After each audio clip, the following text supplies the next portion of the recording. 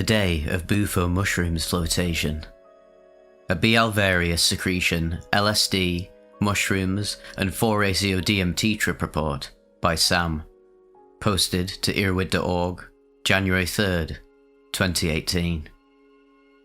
5-MeO-DMT from bufo alvarius secretion, LSD, and P-cyanescens, followed by 4-ACO-DMT and P-cyanescens.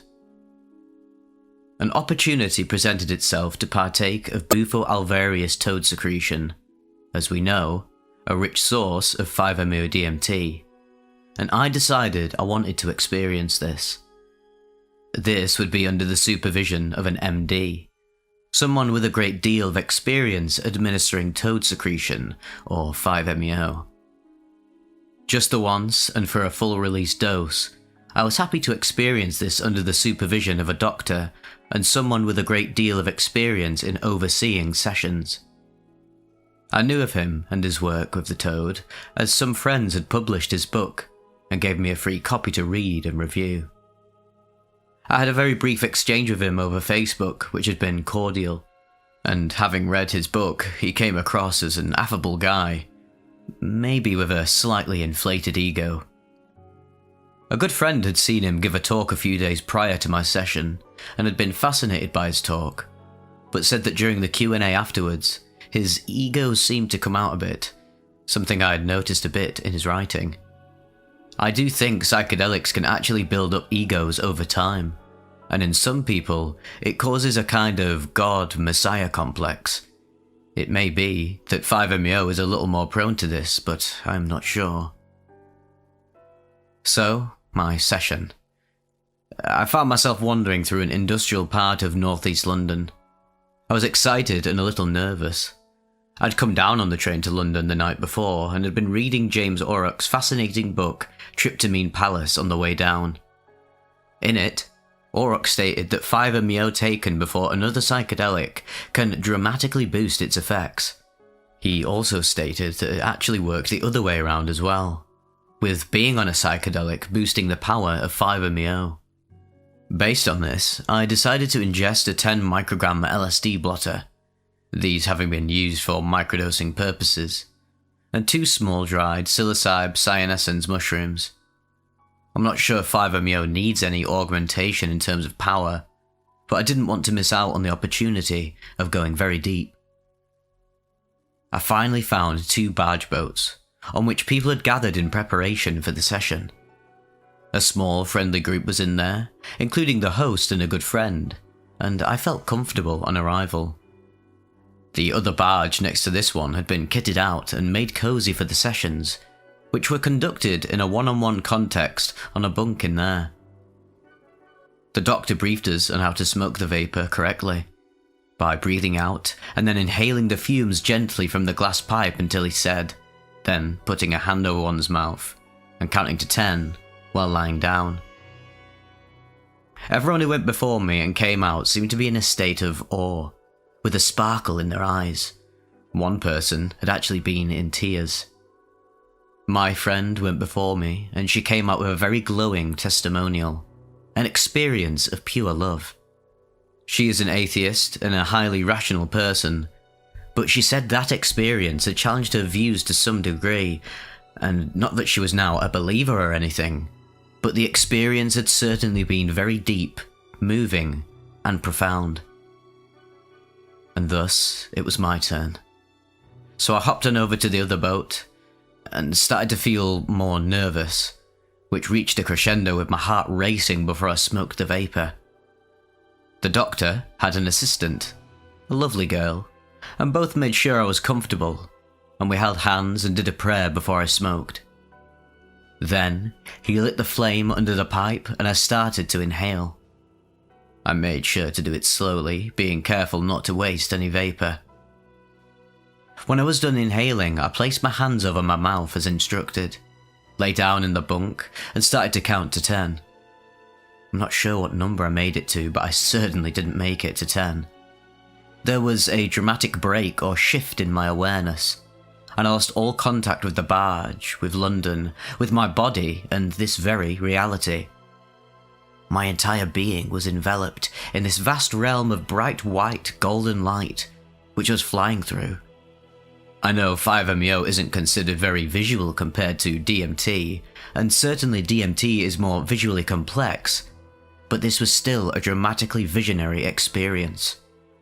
My sense of individual self, of my isness, was obliterated, but some kind of awareness remained, experiencing flying through this realm of light. Personally, I find the 5-MeO experience incredibly hard to describe in words.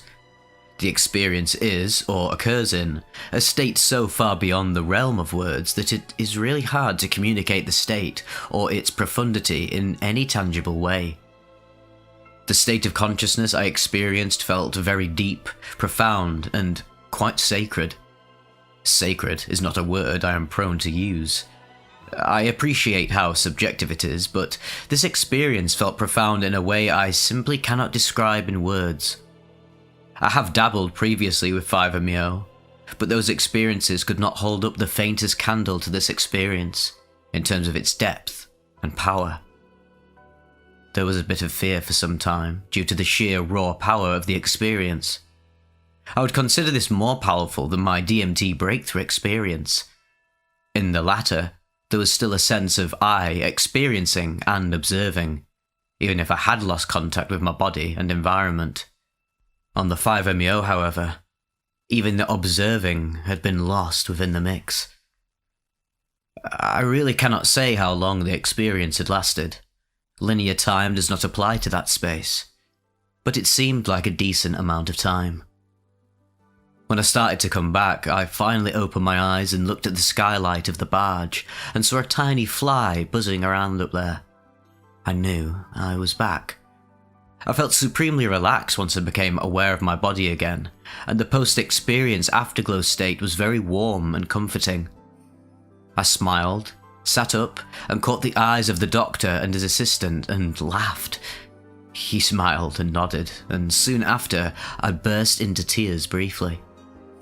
It does not like me to cry in the midst of or following psychedelic experiences, and I can't really explain why I did on this occasion, only that I was overwhelmed with the power, profundity, and beauty of what I had just experienced. The guys hugged me, and I hugged them both back, and then joined the collective of people in the barge next door, still very awed about what I had just been through. Shortly after, I left with my friend and went and had some nice food and chats. It was nice to reflect on the experience with a friend, even though we both really struggled to describe, let alone explain, what we had both just been through. Later that night, I linked up with some friends to have a psychedelic session, and 2-hour-long sessions in a flotation tank, which is my first time floating. We all dosed with a capsule of 4-ACO-DMT, and some of us nibbled a few psilocybe cyanescens mushrooms on the side. The trip setting was a little strange in terms of people's vibes. One guy there was clearly there to get high on whatever was to hand, and chat and laugh, although he had a really restless energy to him. Another guy was also restless, but going through some deep stuff. One of the other guys was on good form and wanting to chat, but getting distracted by these other two restless characters. My other friend, in hindsight, regrets taking mushrooms 4-ACO in that environment. He has been enjoying solo trips of mushrooms I have provided him with for the purposes of therapy, and he feels he missed out on a therapy session by consuming the mushrooms within this setting. I thought the setting would be much more calm and sedate than it turned out to be. I'd assumed we'd all be floating. Anyway, I made the most of the opportunity and had 2-hour-long float sessions. I had one while coming up on my 4-ACO mushroom mix. It took me around half the float session to really get comfortable, and when I started to get comfortable, I had started to come up, with the darkness of the tank getting ever brighter with lights and colours, and the visionary spaces starting to open up. By the time I got out, I was feeling very calm and zen, and this affected the rest of my trip. While other peeps seemed quite restless, I felt very calm and serene. I was happy to sit down with legs crossed and eyes closed, chatting occasionally, more so as the night wore on, but happy to pay attention to what was unfolding in my inner space. One of the guys commented that I was a rock. I think partly I was in a good space due to the floating, but partly also due to the profound difference in experiential magnitude between a release dose of 5-MeO and the 4-ACO and mushrooms. The latter just felt so easygoing and light in comparison. It was interesting, but as the night wore on, I noticed that I was increasingly accessing the state of light I experienced earlier in the day on the 5-MeO, and my trip seemed to be deepening at the same time. I had another float session and got more out of this one. I was in the zone from the outset, and it was nice being able to pay attention to my inner state without the distractions of other people. I really enjoyed the experience of floating. When I stretched out, I could look behind myself, and it felt a lot like how I imagined being weightless in space must feel like. I felt refreshed and serene on getting out. I would definitely be intrigued to combine flotation with psychedelic experiences in the future, and would be interested in longer float sessions too. Finally, around 6 in the morning, following a day of deep psychedelic consciousness exploration, it is finally bedtime. And as I drop off to sleep on my friend's couch, several times I find myself powerfully launching into the 5-MeO state. At the time, this was fleetingly scary, as I felt my awareness dramatically shifting quite suddenly, although it was primarily really interesting. It never lasted long, seemed to occur on the boundary of waking and sleeping, but I have never experienced anything this vivid before. I've certainly experienced DMT and 5-MeO inspired dreams after having used both, but I've not had such vivid experiences of re-entering the 5-MeO state in partial waking consciousness so long after the event. I've heard that there can be 5-MeO reactivations for some time after one's initial experience, such as during meditation, following breathwork, or when dreaming, and also that one can gain access to the 5-MeO state when using other psychedelics, which after my experiences doesn't come as much of a surprise. I would definitely consider this experience with 5-MeO as one of my all-time peak life experiences, but also the hardest for me to explain why this is the case. Up there with my DMT breakthrough, my first time with Iboga, and a few others. I would rate this experience as my most powerful. The release dose of experience of 5-MeO, going by my reading on these things, seemed to have more in common with a near-death experience than a traditional psychedelic one in some respects, and its power should in no way be underestimated. Without a doubt, this is some heavy-duty stuff. It should not be entered into lightly, and it's certainly not a recreational substance at these dosages. I do, however, feel very lucky to have experienced this. It's truly wondrous and amazing what a human being can experience.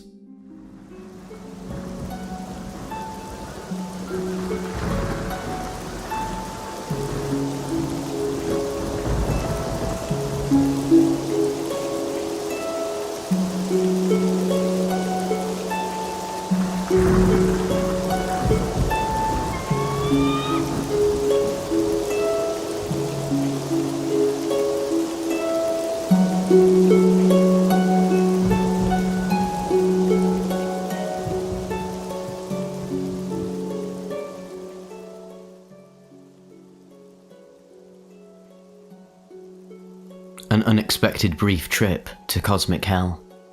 A Huasca Combo trip report of Syrian Rue, Datura and M. tenuiflora by Quan, Aluminium.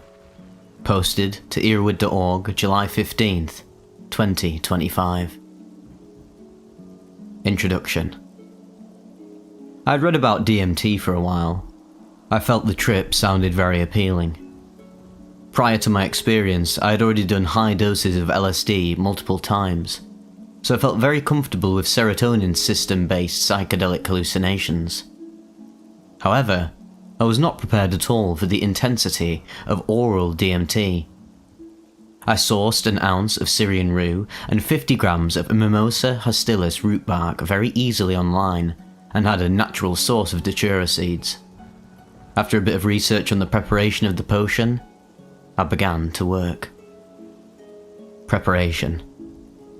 I added 500 milliliters of water to 32 datura seeds and the 32 grams of Syrian rue, and began boiling until the water became a deep yellow and the room smelled of coffee and soil. I strained the mixture in a fine metal strainer and repeated the process 4 times, each trial adding less water for a shorter final boil.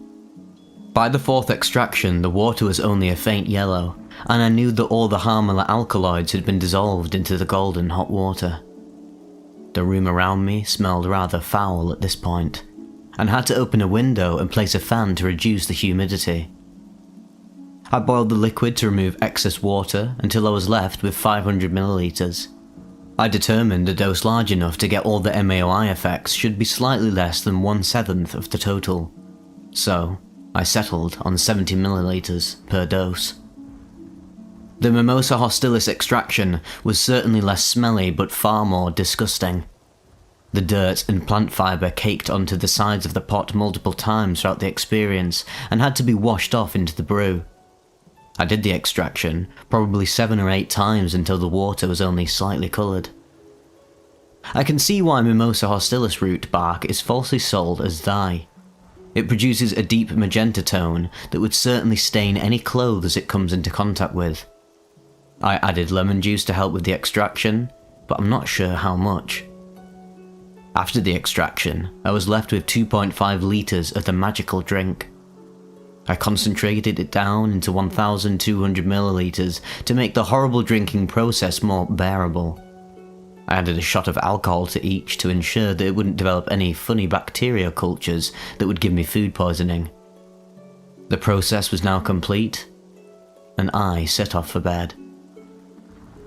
The experience.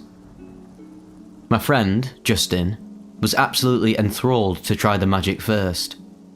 So, after fasting for the entire day, he drank 70 milliliters of the rue followed by 1 cup, 240 milliliters, of the hostilis ayahuasca 15 minutes later. He got basically nothing. Said he had a mild acid body high along with some minor facial distortions, but mainly just unbearable nausea. After 40 minutes, he purged. I thought I had gotten dud root bark. Jesus Christ, how wrong I was. The following day, I fasted. I went to the gym and had very low sugar. I had juice and water before to hopefully avoid passing out. At 9:30, I measured out my dose. I stuck to the 70 milliliter rue dose but doubled the Mimosa hostilis. I had 2 cups.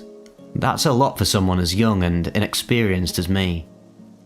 I assumed if the grounded root bark I had gotten was super weak, that doubling the dose was reasonable, but it wasn't. Unlike last time, I mixed the brew up very thoroughly before measuring my 2 cups. I drank the stale coffee-tasting Syrian rue, and 15 minutes later drank the hostilis. I set a stopwatch when I began drinking the ayahuasca. I put a straw in the substance and placed the straw at the back of my mouth to hopefully help with the awful taste, and while it did help, it didn't really do much. The ayahuasca tasted like concentrated citric acid and hydrogen peroxide.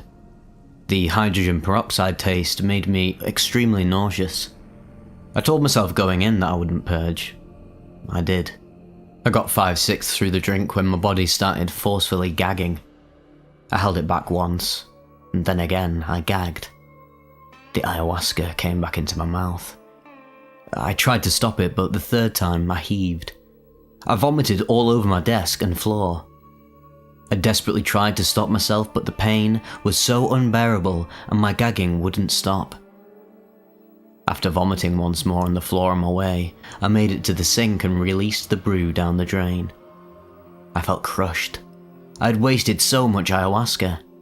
I vomited in the first 3 minutes. Absolutely pathetic. I got a towel and cleaned everything up. Out of anger, I dumped the last 1/5 down the drain. While I washed out the cup and straw, I felt a placebo. I told myself to ignore it because I figured I may get minor effects, but I really should just go to bed. Then, when my hand moved in front of the tiled bathroom floor, the tiles gravitated towards the movement of my hand, warping the floor entirely. I didn't know what I felt. I felt shock. I wasn't really expecting anything. Only 5 minutes had passed since vomiting. How could I get any effects, let alone what I started seeing? I looked in my mirror. I looked symmetrical in every way, but still recognizable. My skin was smooth and glowing, and my features morphed together. The skin all over my body softly flowed. I stared in shock. The panic became worse and worse. I started walking back to my bed from my bathroom, and every time I blinked, I saw rainbows, coloured lines, and these forming menacing geometric patterns. I felt dizzy. I felt drunk. I felt terrified. I laid in bed and shut all of my lights off, telling myself to just sleep. And I tried to, but I felt their presence. When I had my eyes open, I saw these gods watching me, observing me, judging me. They were only outlined and had no facial features. Their outlines were made of geometric zigzagging lines, and I felt terror. I rolled around in bed for minutes until I knew I needed saving. I called my friend, Joe. He was eating dinner with his family and was unable to do much for me or understand what was happening to me at all. I tried to tell him what was happening, but I didn't feel any better. I didn't feel any less alone and powerless. I became so confused and upset that I hung up on him after abruptly saying goodbye and not to call me. I laid back. The trip began. I closed my eyes and saw the tunnel that everyone talks about. And my room no longer existed. I wasn't in my room. My consciousness, my essence, was riding a fractal. I rode up and down waves. Every time I reached a crest, I forgot what I was thinking about. I lost my train of thought each time. The waves became smaller and smaller to my down and right. They culminated at an asymptote where the gods judged me. They terrified me. Whether I had my eyes open or closed, they were there. While I rode this wave and felt their presence, my visual field was filled with zigzagging, bright lines on a dark, glowing background, and I heard a loud, buzzing sound. My thoughts were incoherent. I begged to be sober, for it to end. I didn't know what to do. I didn't know how to feel better. I contemplated going to the shower or drawing, but both seemed impossible. And I cried as the gods watched me. I begged for a saviour, but no one came. My girlfriend couldn't help me, and she was so far away and didn't approve of my psychedelic use. Neither did my mom. And no one was there to save me. I rode up and down for an eternity. I tossed and turned in my bed. The gods stood still, watching me. I eventually got up when I realised I could. I went to my bathroom and turned on the lights and looked at myself in the mirror. My face was unrecognisable, just glowing noise. When I made different expressions, different parts became discernible. I walked back in my room. I was still freaking the hell out. I knew that I had to calm myself down and found my phone and pulled up some cartoon clips, which, to be honest, didn't make me feel any better. I got up and went back into my bathroom where I had left my sketchbook. It was in the bathtub, drying, as I had vomited all over it. I realised that was a bust, so I returned to my room and the bad vibes continued yet again. I finally decided just to get the vomit-covered sketchbook and use a dry page. 30 minutes had passed. Time made no sense while I was in bed. I drew for the next 10 minutes and I finally calmed down and called Joe. The trip had ended. All I had now was an afterglow of sorts. Even though I vomited immediately after ingesting, I still had the most powerful and horrible trip of my entire life. I went to hell. If there is hell, that was it. No hope, unbearable suffering, no end in sight, and no escape. lonely, cold, sick. I talked to Joe for an hour. I felt religious at first. Even though I've been an atheist all my life, for a moment I actually believed in God. It was only after the effects fully wore off I stopped believing. I want to be a logical person, but there was a presence there with me. A divine presence, not evil, but unfeeling, chaotic. The only kind of God that would make a world full of this much suffering. I finally hung up with Joe after finishing my drawing of what I had just seen. I went to bed. The experience that I had was only an hour long. If I had not purged, it would have almost certainly been more intense and longer. I woke up the next day sober. I even probably went to bed sober. DMT is nowhere near as sleep schedule ruining as acid. I even had dreams. Pleasant lucid dreams of sexual encounters. I need to be more loving. If I got anything from this experience, it is to be more compassionate. To show more love. In conclusion, even though the experience was in many ways traumatic, I feel like I am a better person because of it. But I would have had a far better experience with someone to help calm me down. All I can really say is, be safe.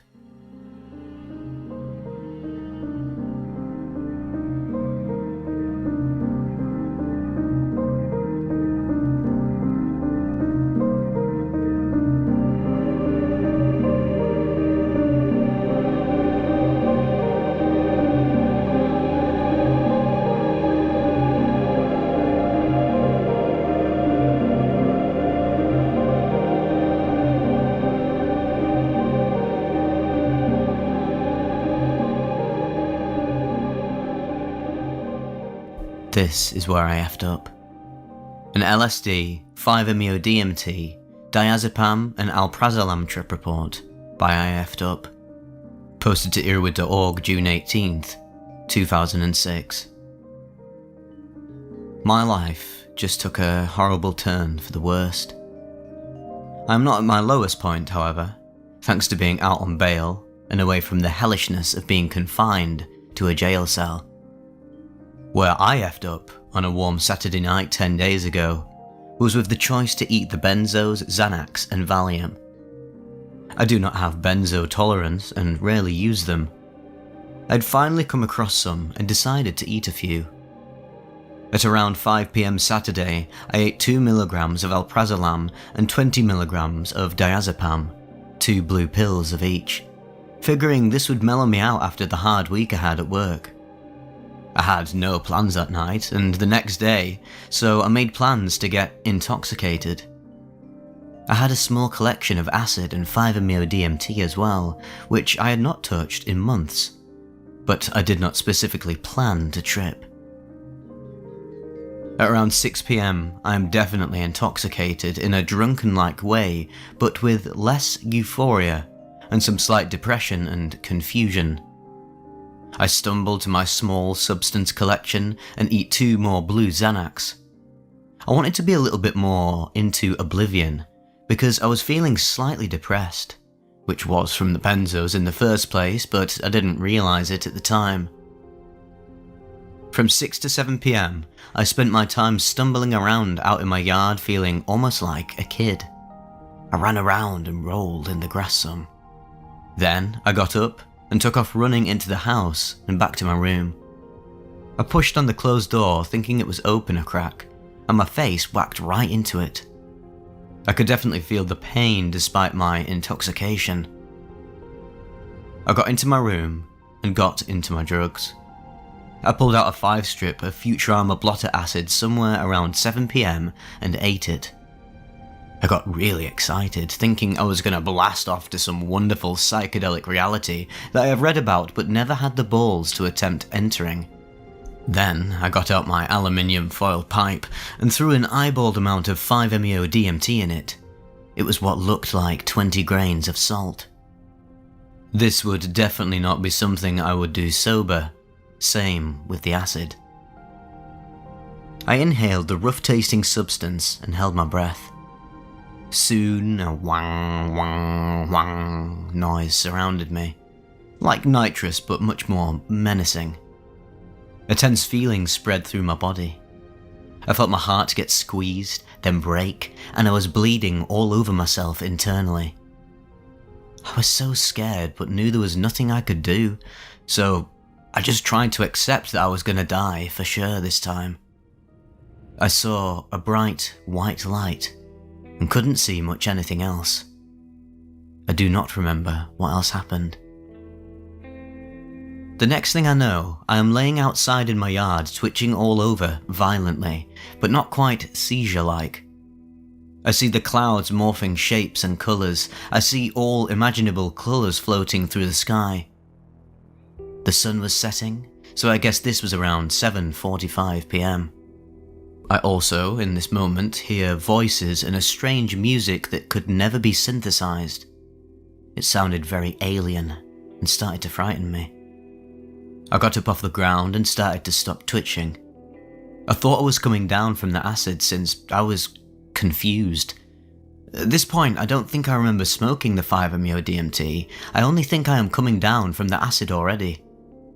Maybe it's because the 5-MeO DMT trip seemed to last many hours when it only lasted minutes, but I cannot be completely sure of this. I go in the house, which took a lot of effort because I was very uncoordinated. Everything was liquid, and I became convinced this was actually the real world and that my experience of sober reality before this trip had illusioned me into thinking solids existed. Everything seemed so real, clearer than ever before despite the melting fractals and distortions. I remember trying to figure out how to open a beer can. I sat at my kitchen table pressing the tab in wrong directions and could not do it whatsoever. I ended up cracking a hole in it with a juice can opener and sipping through it. I kept hearing the strange alien music getting louder, and I heard voices in specific directions that startled me. I do not remember the specifics of what the voices said, but suddenly it became apparent that I must get out of my house or something horrible was going to happen to me. I remember running out of my front door in a panic. Most of what happens next is pieced together from my neighbour's account, who was an acquaintance, and the police reports. I do recall some flashes of the events, but most are clips that are a few nanoseconds in length that I cannot accurately describe. I ran to my neighbour's house across the street and past a big yard. Houses are spread out a good bit around here. I went up to his mailbox and dug my hands inside. He must have saw me run up to his door because he came out right away and said, "Hey," my name, "what the hell are you doing?" with a slightly threatening but confused tone.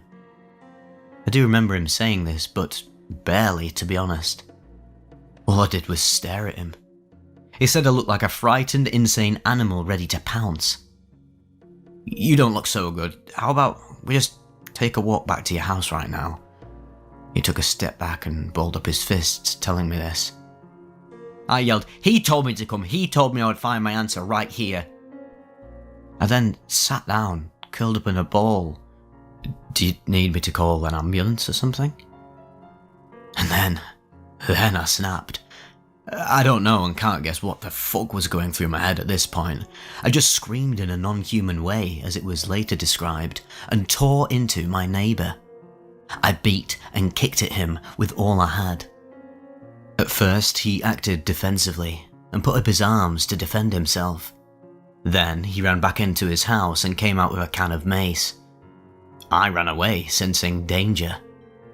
It came to me again, apparently, that I must get into my neighbour's house. It was extremely important to my survival. By this time, it was night. My neighbour had gone back inside to call the cops.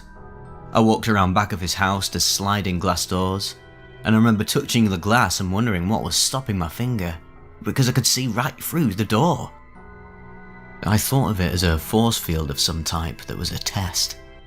If I could pass the test of getting past this freak, but purposely placed occurrence, I would find what I was looking for. And so, I picked up a small metal table and whirled it into the glass force field with all the strength that I had. It broke the glass and kept on going about 5 feet. I walked through the destroyed force field and felt like I'd accomplished an important step of some kind of goal I was going after, which I unfortunately cannot remember. I heard footsteps coming fast from the other side of the house. I sensed danger and leaped up to the steps that were to my left. I went into a dark room and saw a glowing clock. Its red letters burned into my memory, and now I cannot look at digital clocks without getting intense anxiety and confusion. So I picked up the clock and held it, and then my neighbour ran in, flicks on the light and unleashes hell onto me. I remember thinking something like I was being attacked by a supernatural force. I couldn't breathe or see. My upper body was burning, and I literally thought I had caught on fire. I fought for my life and thrashed into everything with my fists. I stumbled around and fell down the steps I had walked up. I screamed so loud many neighbours arrived before the cops did, keeping distance. When the cops arrived at my neighbour's house, my neighbour was on the ground holding his head, whilst I was in the house breaking things and screaming. Cops rushed in with guns drawn. "Get down on the ground, now!" I couldn't understand language. Everything was just sounds at this point for me. I didn't know what language was, so I was unable to follow the pig's instructions. Then I felt a stab and my body seize. It was the most painful thing I've ever felt, and I can't imagine anything worse. They had shot me with a taser. 2 darts within me, in fact, blasting me to the ground in a silenced, choking agony. The paramedics came and treated me on the scene, now in my neighbour's yard, with saline for my eyes and a bandage for my hands, which were badly beaten up. They gave me an examination of blood pressure and heart rate, then said I was okay to be put into police custody. Apparently they repeatedly asked me what I had taken, and finally I had answered, shrooms. I'd rather not go into detail about the jail cell I was in because it will induce unpleasant flashbacks, as writing this has already done for me. I will just say it was hell to understate it. The cops were real assholes to me. When I got to the police station, they literally threw me in my jail cell and said, "You are fucked." I was charged with assault, public intoxication, disorderly conduct, vandalism, trespassing, and possession of a Schedule 4 substance. I had 5 Xanax pills in my pocket. I was bailed out by a close family member who was severely disappointed and upset with me, as they would be. The bail was set at $3,500. It was a hell of a journey to hell. I will never trip on anything again. I've lost all desire for altered states, and plus I now will face jail soon and a long probation. My lawyer says he will try to negotiate a 30-day sentence, but he cannot promise it will be that small. My neighbour was cool about it though. Well, not cool, but as cool as someone could be in his situation. I called him and apologised, and he told me what happened.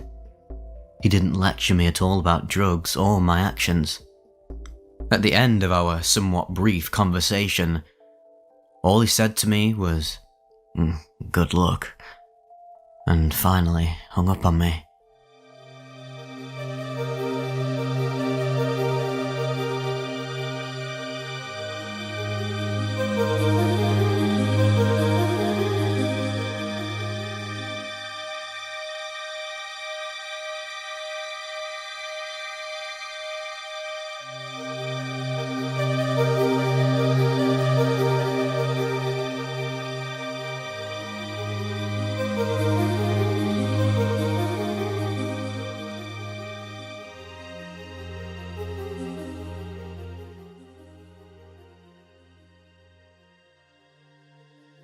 Connecting with the Ancients, a 3MEO PCE and 2CB trip report by Sally Queens, posted to earwid.org, March 5th, 2024. Yesterday, I decided to take the first proper plunge into combining dissociatives with psychedelics. I've combined OPCE with 5MEO MIPT twice, but I don't think the Moxie had enough influence to call it a proper exploration of this space. I will try my best to use timestamps, but all of this is coming from memory the next day, so it might not be the most accurate. The doses here are what works for me personally. 15 milligrams of 3-MeO-PCE is somewhat weak and boring on its own, maybe a medium dose, because my tolerance to dissos is pretty high. I also seem to not be very sensitive to oral 2CB, but maybe it's just the food in my stomach inhibiting the absorption every time. 33 milligrams gives me very light visuals for reference. Intranasal 2CB is another story. Definitely more than 2 times the potency of oral for me. In any case though, if you are trying to repeat a similar combo, adjust your doses accordingly, since I might be more tolerant to the compounds than the average user. T-minus 1 minute and 20 seconds. I took 2 ginger capsules, which totaled to about 1.1 grams of powdered ginger. I doubt it did much, and it wasn't necessary since I don't really find 2CB to be particularly nauseating. T plus 0 hours. I took a capsule of 3-MeO-PCE at around 8:40 PM while I was playing Minecraft with a friend. I had a heavy meal maybe 3 hours ago at this point, so I wasn't exactly on an empty stomach. This might have impacted the absorption of the 2CB later on. At 40 minutes, I took a capsule of 24 milligrams of 2CB while I waited for the disso to kick in. At 1 hour, feeling the effects of the 3-MeO-PCE start to become present, slight dizziness when turning my head, and my short-term memory started to get worse. I started playing Minecraft more enthusiastically and didn't have much trouble with it though, to be honest. At 1 hour 30, I'm fully feeling the 15 milligrams of 3-MeO-PCE now. Maybe threshold effects from the 2CB, mostly a very slight body high, but no visuals. I stopped playing Minecraft and talked to my friend about drugs a little.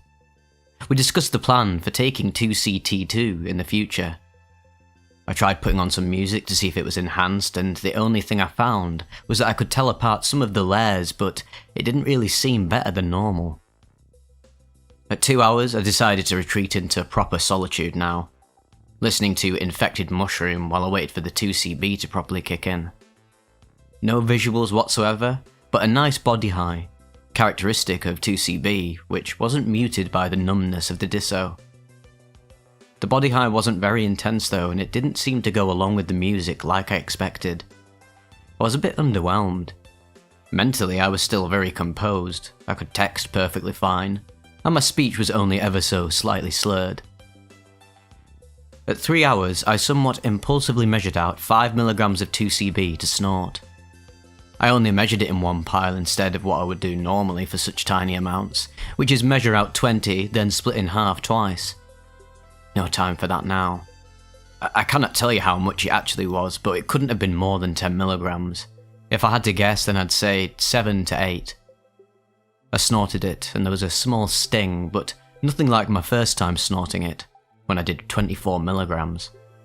It made me sneeze a little, but saline nasal spray relieved this instantly after a good 10 minutes. The come-up was quick. I told my girlfriend what I had done, and she was upset due to the recklessness of it, which bothered me a bit in the beginning, but I quickly forgot about it once the journey started. We talked about it the next morning, and agreed that I should set stricter rules on redosing for myself, and pre-measure all of them if there's even the slightest possibility of me wanting to redose. This next timestamp encompasses the main part of the trip, and it lasted for about an hour. It is difficult to estimate how much time passed between and during each of these phases, but it couldn't have been much, even though it felt like a lot to me. At 3 hours and 20 minutes, I laid back in my bed, turned off all my electronics and put on an eye mask and earplugs, which I usually wear to sleep. Before I covered my eyes, I was overcome with the feeling that I was connecting with something ancient. I could see black lines crawling up on the walls around me, and I could picture myself in my mind's eye being enveloped by these black, corruption-looking lines. It felt as if I had awakened some sort of dark energy, and it was possessing me. But it wasn't frightening in the slightest. I was proud to be the receiver of it. I felt like I was honouring my ancestors, some ancient civilization which definitely knew about this. They reminded me of the Aztecs with some features from the old Egyptians. After this wave was over, I put on the eye mask and had some pretty dark imagery at first, but like I said before, it wasn't frightening whatsoever. Conventionally, these would be called CEVs, or closed-eye visuals. But they weren't just that. They were a mixture of the visions, as I call them, that you get on dissociatives or high doses of pregabalin, which occur in your mind's eye and are more akin to a very vivid waking dream, and regular psychedelic closed-eye visuals, which are in your field of vision when you close your eyes. It's difficult to put into words how this type of closed-eye visual differs from a traditional psychedelic CEVs or dissociative visions, but after a while it stopped mattering as they became almost all-encompassing. The first thing I saw when I put on the eye mask was this cubical box from the inside, and there were a few fractal spirals which I see a lot on 2CB. There was also the feeling like there were jesters there, and I could see their faces very faintly in the corners of this box. I presume this box represented the inside of my mind. It eventually broke out into other fractal imagery which was very gothic and pointy in style. I can't recall all of it, but one of the darkest images I remember was this meatscape, which was basically a fractal made out of meat and spikes, kind of gory looking, but again, not disturbing for some reason. The dark imagery eventually transitioned into natural imagery, and something really interesting happened at this point. I saw images of a forest and could hear some buzzing from bees, and eventually saw a beehive on a tree. This tree became the centre of focus, and eventually the buzzing became very loud and I could feel it on my body. Eventually, I felt like I'd become the tree and the beehive, very similar to a salvia experience, but without fully forgetting who I actually was. I got completely disconnected from my body, and the only thing reminiscent of a body in this state was the tree and beehive, even though it was projected in front of me rather than being within me. This image then multiplied towards the sides as if there were multiple versions of this tree and beehive in several universes, and I was all of them for a few seconds. The buzzing became almost overwhelming, so I took off the eye mask as an escape from this vision. After taking off the eye mask, the ancient runic imagery returned. I'm sure this is partly a result of me having played Zelda Tears of the Kingdom recently, as the visual style of some of it was similar to the Zonai from that game. I once again felt like I was being possessed by some ancient energy, something associated with black magic and witchcraft. And then, I was shown the inside of a cylindrical sort of scroll with an ancient-looking language I could not understand. There was so much text in there and it felt important, so I could not help but think, I wish I could understand this, constantly, over and over. I was shown the text for what felt like a while, but was probably a few minutes in reality. That is about all of what I recall of the main part of the visions before I checked the time again. About an hour had passed. At 4 hours and 20 minutes, I messaged my girlfriend saying, "Phew, this has been a ride which I can't even begin to describe." Which is a little ironic seeing as I'm doing exactly that just now. But nonetheless, the message is the same. I will never do justice to the actual experience of my memories, let alone descriptions. I laid back down again, and continued having these visions, but they were less intense and vivid than before. They weren't aggressive anymore. They lacked that sort of push. At some point I remember seeing a long tunnel in some dungeon. I messaged my girlfriend saying that this would be amazing for D&D, since the imagery matches a lot of the themes in D&D and the level of creativity in this state is, well, it's unparalleled. Another thing I saw at this point was an image of me in my bed, which slowly zoomed out into the planet, galaxy, universe, and then folded the universe into itself and zoomed out further into a sort of self-fulfilling fractal, which I presume was the multiverse. The message that this particular vision had was that I should not worry about myself, as there is this absolutely massive totality out there, of which I am only a minuscule part of. Pretty cliche, I know, but but somewhat profound nonetheless. After that, I started having some pretty manic ideas regarding this specific combination of mine. I felt as if I had discovered my very own dark elixir of power. I had a semi-delusional feeling of importance from having been the chosen one to receive the energy I'd received, and thought that I am definitely repeating this combination. Out of all these thoughts, I only agree with the last one now that I am fully sober. Once again, I'm sure there was a lot more content here, but I cannot recall most of it. Externally, I was just tossing around in my bed. I also vividly remember one bathroom break because I was peeing for what seemed like a comically long duration. All the while, the toilet seat morphed in and out. At 5 hours and 20 minutes, I decided I should go to sleep soon. It was about 2 AM. I got up and took some melatonin and NAC, which would hopefully counteract the disso somewhat. This didn't do much to make me tired, as there was still a good bit of 2CB in my system, which was the main thing that would prevent me from sleeping. I was coming down quickly, but still had an hour or two to go before I could sleep. 7 hours in, after tossing and turning with imagery of decaying intensity in my mind, I was finally able to sleep. I had vivid dreams, but I actually attribute that more to the melatonin than everything. I woke up at about 12 PM that day after roughly 8 hours of sleep, and I felt pretty tired still. But all in all, I was in a pretty decent mood. And in conclusion, this combination was initially underwhelming, but then went beyond any of my expectations. The perceived entity presence and feeling like I became the imagery that I was seeing in my mind was something I knew was possible on something like this, but that I did not expect at this level. I'm very satisfied and will be repeating this at some point, with a few adjustments. One thing though that I really should emphasize is that people should tread carefully and be cautious when it comes to combining dissociatives and psychedelics. And also with snorting 2CB or any 2CX compound for that matter. Well, the TLDR, using ChatGPT because I'm lazy. This trip report describes a combination of 15mg 3-MeO-PCE, 24mg 2CB, and a smaller unknown dose of insufflated 2CB. I took ginger capsules to mitigate potential nausea. The effects began with dizziness and impaired short memory. I experienced a mild body high and discussed drugs with a friend. After retreating into solitude, the visuals became more pronounced with gothic and natural imagery. I messaged my girlfriend and had more visions of a dungeon and contemplated the vastness of our universe.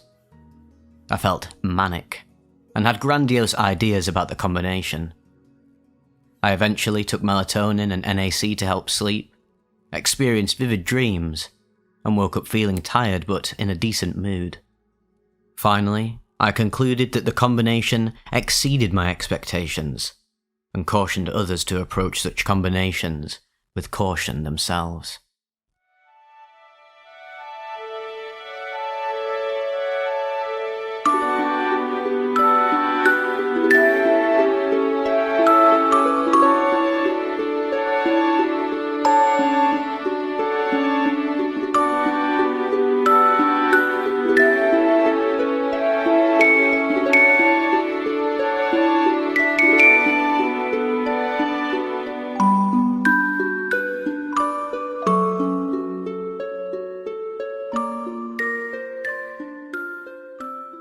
Beyond the Beyond, a DMT, 5-MeO-DMT, and Salvia Divinorum trip report by Hypersphere, posted to earwid.org February 24th, 2009.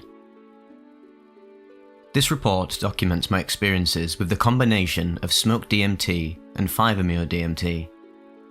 I am male, and at the time of the experience, I was 23 years old, weighing 125 pounds. I am well versed in botanical, fungal, and chemical entheogens.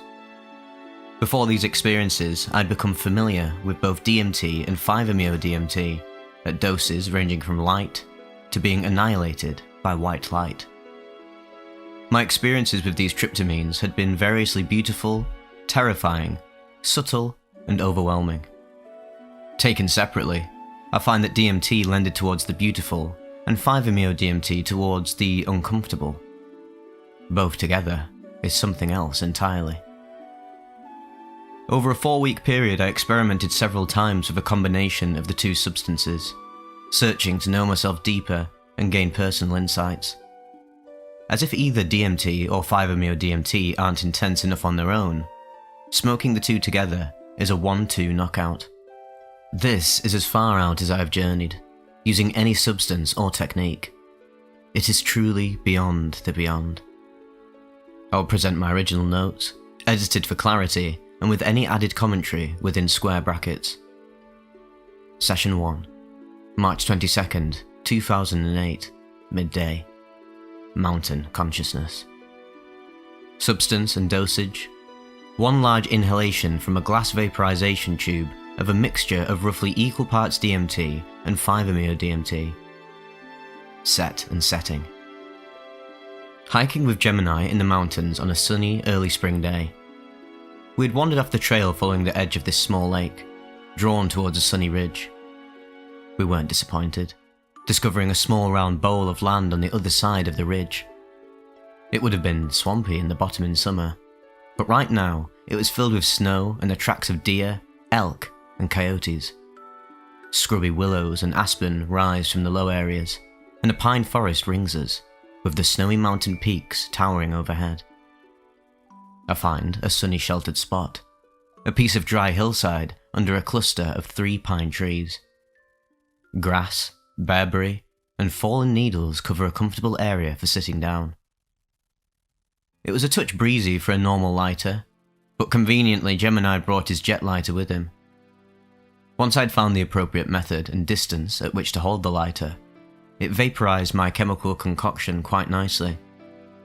I took a full lungful of white vapors. As soon as I'd finished inhaling, Gemini put on a song on his phone, which actually has extraordinarily good sound considering it is just a phone. The song was Hold Tight London by the Chemical Brothers. Perfect musical accompaniment for that moment. The tryptamine flash hit me strong and hard and beautiful. I breathed deeply, feeling their energy and letting it flow through me smoothly and unimpeded. I felt a union with the forest and the mountains around me. The forest I could feel as one large consciousness, and the mountains overlooking as stern protectors of it. It was a very peaceful feeling, more pleasant than diving in an inside artificial environment. It is hard to be overwhelmed in nature, or I can be overwhelmed, but it is comfortable. Trees and grass and sunshine. I began to drop out of the initial flash, but this combination is a tricky one. When I think I'm starting to come down, that is when the 5-MeO really gets to me. I find the reintegration period on 5-MeO-DMT is usually difficult, as the psychedelic effects continue for longer than DMT does. 5-MeO-DMT has such a high energy, high vibration that it is easy for me to feel overloaded. If I begin to clamp down on that energy vibration, or try to reintegrate and think normally too soon, then the excess energy gets transferred into bodily discomfort. Nausea, slight dizziness, sometimes an anxious feeling. This time, in the natural setting, I fared well with the residual effects. I stayed in a meditative state much of the time, and grounded the energy. I was staring up at the mountain overlooking us. It felt like I was talking to the mountain without words, both of us becoming aware of the other. As this happened, a cool and playful wind came whipping down on us. It seemed to me that the wind was coming right down off the mountain tops, bringing with it the scent of ice and snow. The mountain was talking back, telling me its own story of lofty heights, jagged rock, and sparkling wind-packed snowdrifts. We lasered around for quite a lot longer in the sun, as I slowly pieced myself back together. Gemini smoked a couple bowls of hash. After staring in amazement at the way everything glowed in the vibrant sunshine, I finally accepted a toke or two of hash myself. I was left with a nice afterglow from the 5-MeO-DMT mixture. My mood was very positive, and I was enjoying being out in the sun and nature so very much. As usual, I felt hungry after coming down, and so I raided the bag of pistachios we'd brought along with us. Afterwards, we continued our hike round the lake, then eventually made our way to the nearest mountain town for a satisfying feast of burgers, not the fast food kind. Oh, and beer, of course. Session 2, April 1st, 2008, evening. Roughly equal parts DMT and 5-MeO DMT. One hit is definitely enough. Setting: my room, comfortable environment, with dim light, music, and a pillow at my back for support. Mindset: curious to try this combination once again. Immediate impression: well, there are no words for this combination. I've learned that it is best for me to try not to come out of the trance state too soon. When the initial DMT flash begins to fade is when the 5-methoxy grabs me by the balls. That is when I got the fear, focusing everything on letting the energy flow through me into the ground. Grounding. I purged again, as I had recently done after smoking just DMT, when I came down. I reintegrated too soon and it overloaded me with energy. The space of clarity I'd gotten into was too much to try to put back in the old box. DMT is the light, and 5-MeO the power.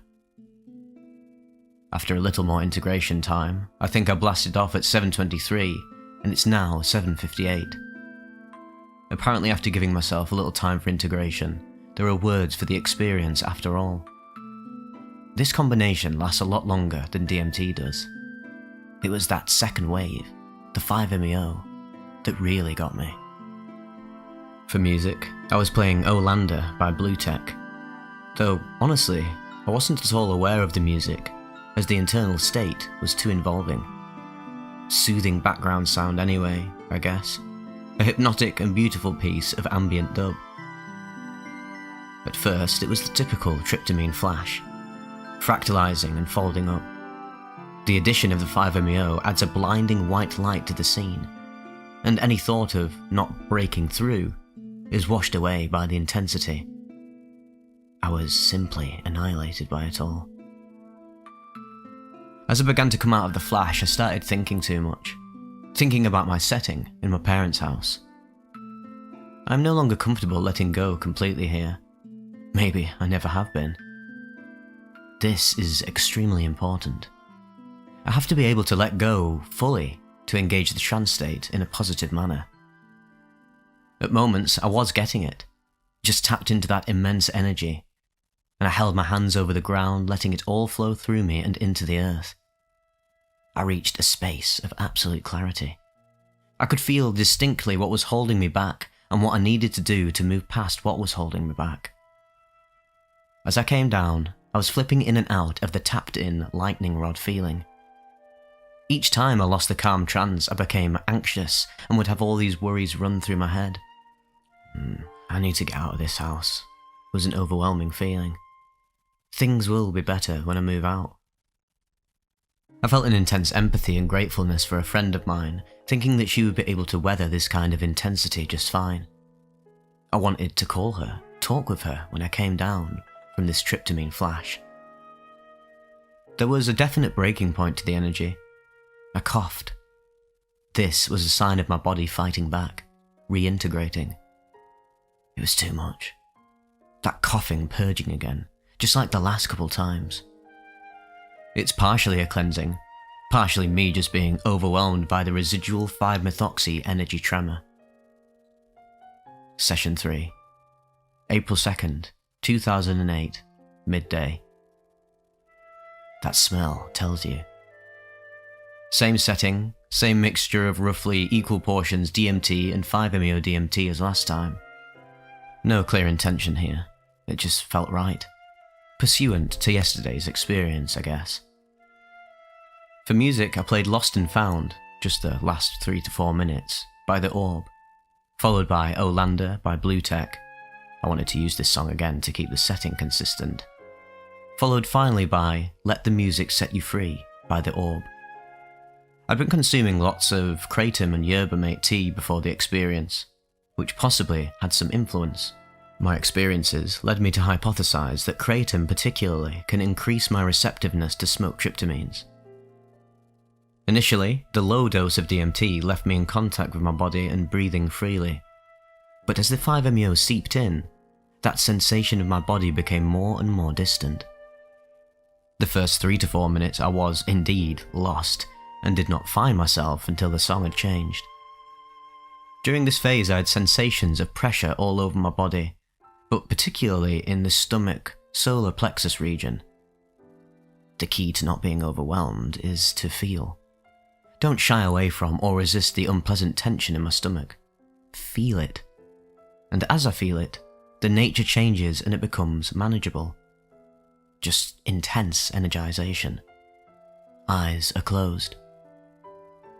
I was aware of the song change, entering a new phase in which I spent a lot of time breathing heavily as the waves came over me. I kept being directed into certain body positions as I sat cross-legged. One was to let my head drop precipitously forward, and then bouncing up and down slightly like a spring. This seemed to form a wave that put me in communication with something. The waving motion of my head was important. When coming out of the wave, I would have to lean my head all the way back, and my breathing would become heavy as the intensity of effects would shoot up a notch. Anytime I moved my head, it would create a wave of dizziness. Moving my body more was out of the question as well, as this would have led to nausea due to the extreme dizziness. The dizziness, though, was part of the trip, somehow. I made some strange repetitive humming noises that seemed necessary at the time. The effects during this period were very similar to, say, a 1/4 ounce of strong fungus. I kept trancing out with the waves, and with eyes now open, crawling visuals were everywhere. 10 or 11 minutes had elapsed since blast-off as the song changed again. This was around when I became integrated with my body. A third phase was coming down. I would like to comment on duration of the experience here. If I smoke just DMT, I get a 2 to 3 minute flash and come out of the trance state after 5 to 7 minutes. When I smoke the combination of DMT and 5-MeO DMT, I stay in the flash for 3 to 4 minutes and come out of the trance after 10 to 11. So, for me, adding the 5-MeO DMT lengthens the effects and increases the potency. I hypothesize that the effects of this mixture are simply additive, not truly synergistic, e.g. in the case of the harmala alkaloids. Adding 15 mg of 5-MeO DMT to 15 of DMT is quite strong simply because of the higher potency of the 5-MeO DMT. Within 15 minutes of blast-off, I was down enough to move around without getting dizzy and to start writing this very report. Song lyrics seem quite appropriate. That smell tells you. Yes it does. That burnt tryptamine smell, so distinctive. If the music sets you free, then let it be. Love is the answer. Only love can conquer. Session 4, April 2nd, 2008, evening. Substance, setting and music. Same as last time. Mindset, emotionally distraught. Struggling with my feelings of love for this girl, Jess. Recently home from having seen her and having the issue being brought up again. It is difficult for me, feeling love for a woman who is marrying another man. Intention, looking for guidance, resolution, insight, or even just forgetfulness and sleep. I had a fatalistic attitude, feeling so upset inside that for once I had no fear going into the experience. Whatever happened, it couldn't possibly be more uncomfortable than what I was feeling already, could it? Anyway, I wasn't scared, because I didn't really care what happened to me. It took 3 inhalations, not 1, to get a suitable flash this time. Perhaps I was more physically resistant in this mindset, or perhaps I had simply loaded less material in the pipe and did not get that critical mass of vaporization to blast off.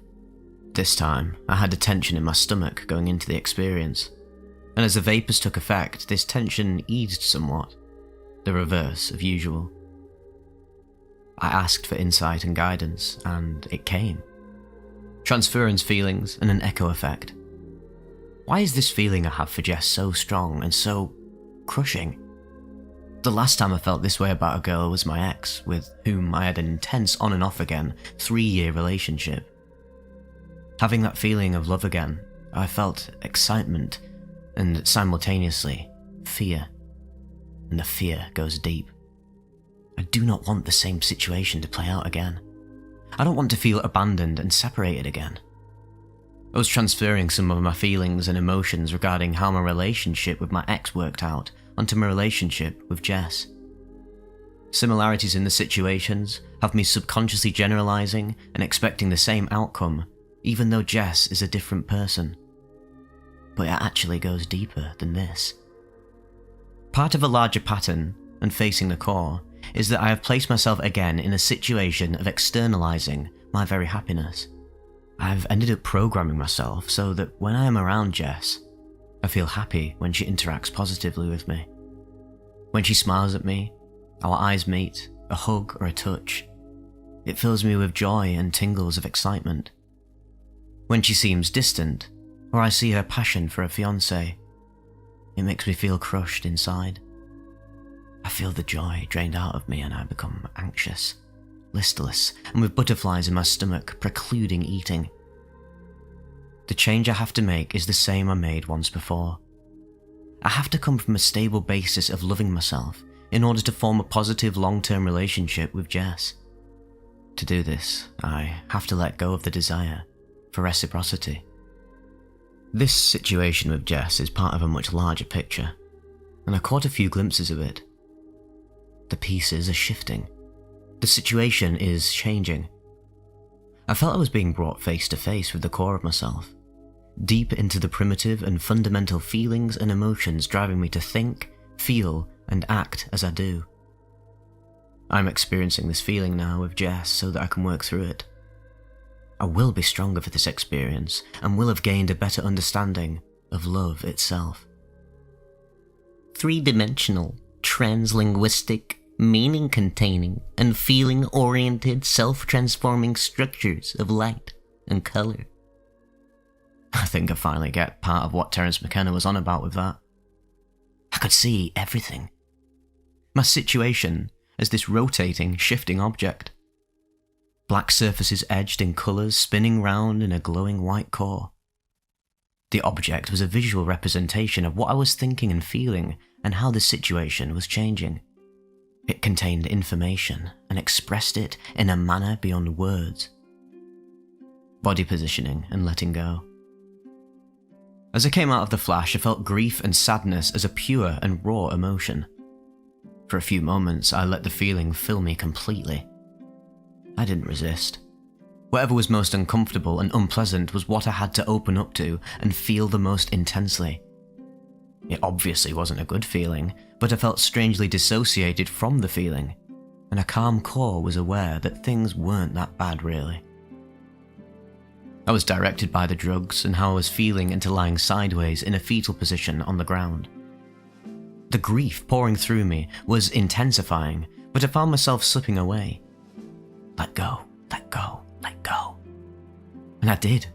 I did finally let go. The sadness and anxiety faded as my ego slipped away, merging with the ambient environment, and now bathed in calmness and light. I came out of this brief ego loss, twitching and shivering. I was cold, lying here on the floor, coming down. A huge wave of tiredness washed over me. I decided I should go straight to bed and got up still dizzy, unsteady, and disoriented. I kept telling myself not to lose this trance state, but by the time I undressed and got into bed and set the alarm for the next day, turning out the light, I had lost this very trance. I couldn't get back to that place of ego loss. It was too late. I had integrated. I got to sleep relatively easily, which was a blessing, and was somewhat calmer in the morning, though we will see how I feel the next time I'm around Jess. I need to reconnect with that calm centre within me, that centre radiating peace and love and joy simply for the fact of existing. I am feeling drawn towards cacti for trying to reconnect this way, and may pursue that path in the near future. Session 5, April 3rd, 2008. Evening. Womb of the mother. Same setting, same substance, and similar music as last time. a reasonably calm mindset, reflective but not upset as I had been the day before. Intention was simply seeing where I might go. I loaded the last of the mixture into the tube, though there was plenty of resin still in there too.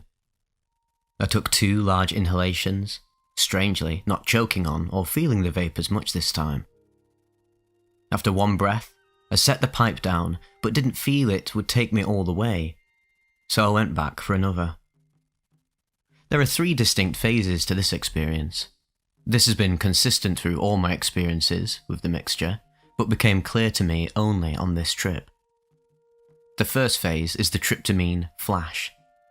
It is during this phase that I lost contact with my body the first time, and also despite having music playing, I'm not really consciously aware of it. The first song was Once Upon the Sea of Blissful Awareness by Spongel, just about 7 minutes long. I blasted off 1 minute into the song, and by the last couple minutes was consciously aware of the music again. My mind craves nectar day and night.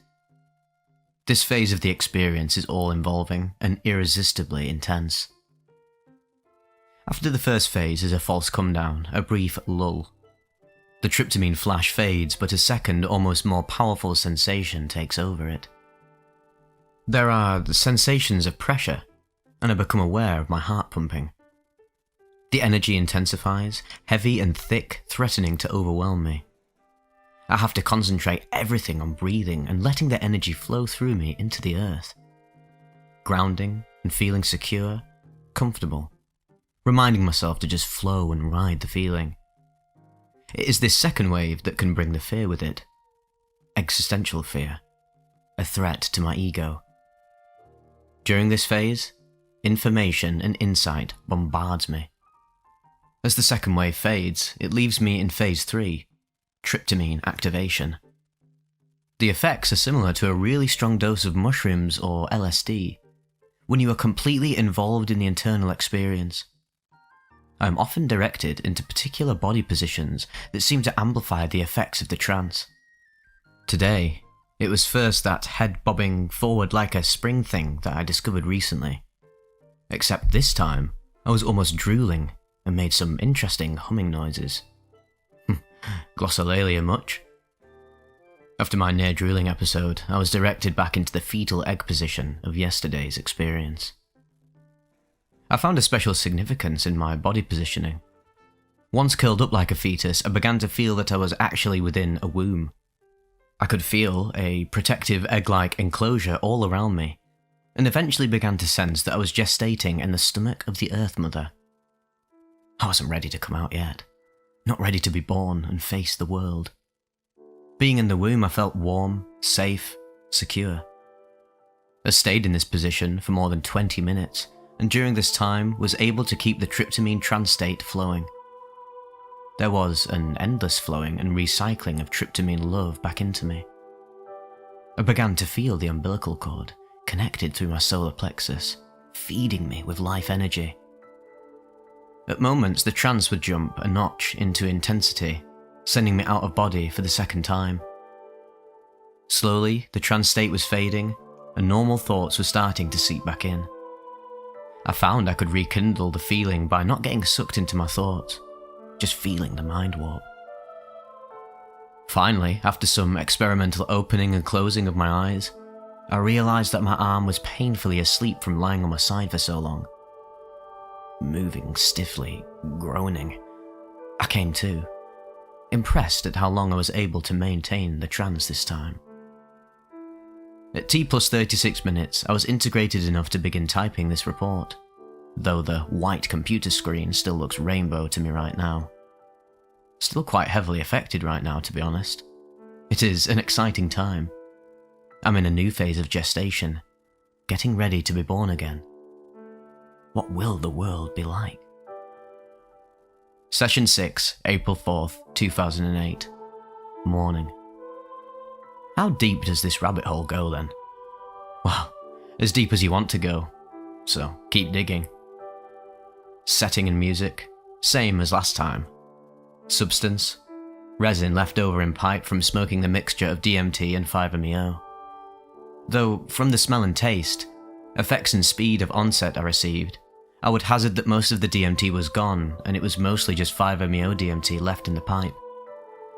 Intention: digging deeper. I took one large inhalation, and as I wasn't being overwhelmed right away like I was used to, I went back for a second, and the second was a big one. I could see that ball of brownish melted crystals bubbling furiously. Oops, I may have taken a little too much this time. Right as I was finishing my second inhalation, the phone rang. Oops, again. Clearly I wasn't going to be answering, but the ringing reminded me strongly of the normal world and normal concerns, and I became quite anxious as a result. I wasn't letting go like I needed to. There is a certain aspect of 5-MeO DMT that is like being smacked across the head with a brick. Or perhaps, like having the sun come down from the sky and crush me, folding me over and over again like a sheet. Heavy, heavy incapacitating buzz. I flopped on my side into the fetal position again, but this provided me no comfort. I was enormously dizzy, and the tension in my stomach combined with the dizziness to provoke nausea. I somehow ran to the bathroom in this psychedelic mind state, and leaning over the porcelain altar, purged, and purged, and purged. But there was nothing in my stomach at all. I'd blasted off soon after getting up, and had eaten absolutely no breakfast. What was coming out of me was thick mucus or something, filled with the scent and taste of 5-MeO. I was reminded strongly of my ayahuasca experiences. Blech. I know that the reason I purged this time was because I wasn't comfortable letting go to the experience. The anxiety had to come out as the energy of 5-MeO is simply overwhelming. I overloaded myself this time. It was a pretty strong dose, but I could have handled it fine had I remained calm and flowed with the effects. After the purge, I was still strongly affected, but the flash of the experience had passed. I was able to sit meditatively and get into a good state of mind. I felt cleaned out and did not regret the experience in any way, though I should have prepared my setting and myself better before diving. Session 7, April 10th, 2008. Evening. Light beings. Set and setting: my room, nighttime. Preloaded with a tea of kratom, blue lotus, yerba mate, white pine, sweet grass and sage. Energized and clearing, good for dreaming. Intention: manifesting a home for myself and chosen companions. I loaded a little DMT into the pipe, but from the taste and smell became aware I was smoking quite a bit of 5-MeO DMT resin from the bottom of the pipe too. As I entered the trance, I became aware of two entities. On my right hand side and quite close was one of the beings. The other was behind me and on my left side, at a little more distance. They felt very protective, like guardians. The one closer to my right was bathing the side of my head with a sweeping motion. The being on my right side started communicating with me through flashes of light and colour. The fluorescent light beside me was being played with, being made to flicker and flash in order to communicate. The beings sort of came out of the woodwork. The one beside me was manifesting as part of my bed, the fluorescent light, and part of the floor. He opened the top of my head and poured in information. I realised I could open a dialogue with these beings. I could ask them questions, and they would respond with these flashes of light communication. I told them I wanted a home to live in with those I have chosen as a new family. I told them I want to have a partner. I want her to find me, or for me to find her. I want us to find each other again. A tight and beautiful little hippie girl whose heart melts when I look in her eyes. It doesn't hurt to ask, right? Within 3 weeks of this experience, we had a home. Within 2 months, I had found my sacred lover. I genuinely got everything I'd asked for. I was curious about these entities, remembering one DMT report saying that the entities can have gender. I asked them both if they had a sex. The entity behind and on my left seemed to indicate it was a strange question to ask, and she dredged up some imagery for me. Large breasts, large hips, direct stare. A motherly figure. The entity on my right seemed amused by the question, as if saying, well, we normally don't take that form anymore. But he confided to being a male, if I wanted to think about it that way. These entities, these light beings, are here for me, to protect me and guide me. As I was coming out of the trance state, I felt the desire to lie down and asked that the entities stay with me. Please don't leave, as I move around. I wish to stay in contact with you. They heeded my call, and when I laid down in bed, I could still sense that comforting flashing of light, indicating their presence. I did some relaxation, meditation techniques that put me deep into a dissociated state. Deep thinking. Thinking about eyes. The eyes being the window to the soul. The soul perceives reality through our eyes. The patterns and colours in our irises is a visual representation of the frames and paradigms through which we interpret reality. Without those pigments and patterns, we would see nothing but chaos and blinding light. We have to filter and make sense of reality, and this is what you see in people's eyes. You see how they make sense of reality. A friend told me of a new band appearing in her eye, which would be a new mode or paradigm for viewing reality. Eventually I drifted easily into sleep.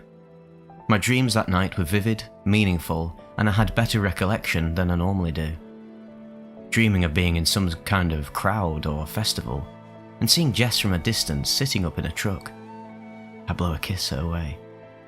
She smiles and waves at the friends around me, but does not seem to see me at all. There is a feeling of loneliness and separation present. Session 8. April 17th, 2008. Evening. Salvia preloading for smoking DMT and 5-MeO. I'd first given 3 attempts at breaking through on just DMT. Each time, I bounced off the edges of the trance state, not achieving lift-off velocity. There is at first a rising tone and feeling, but if I don't make it through, then this quickly changes to a sensation of dropping and grounding out. The doses left me functional enough to move around without falling over, which was good because the main effect seemed to be purgative. I coughed and hacked all kinds of sickness out of me. It was cleansing, but didn't take me where I was trying to go. I wanted to break through tonight. I felt a strange calling towards salvia.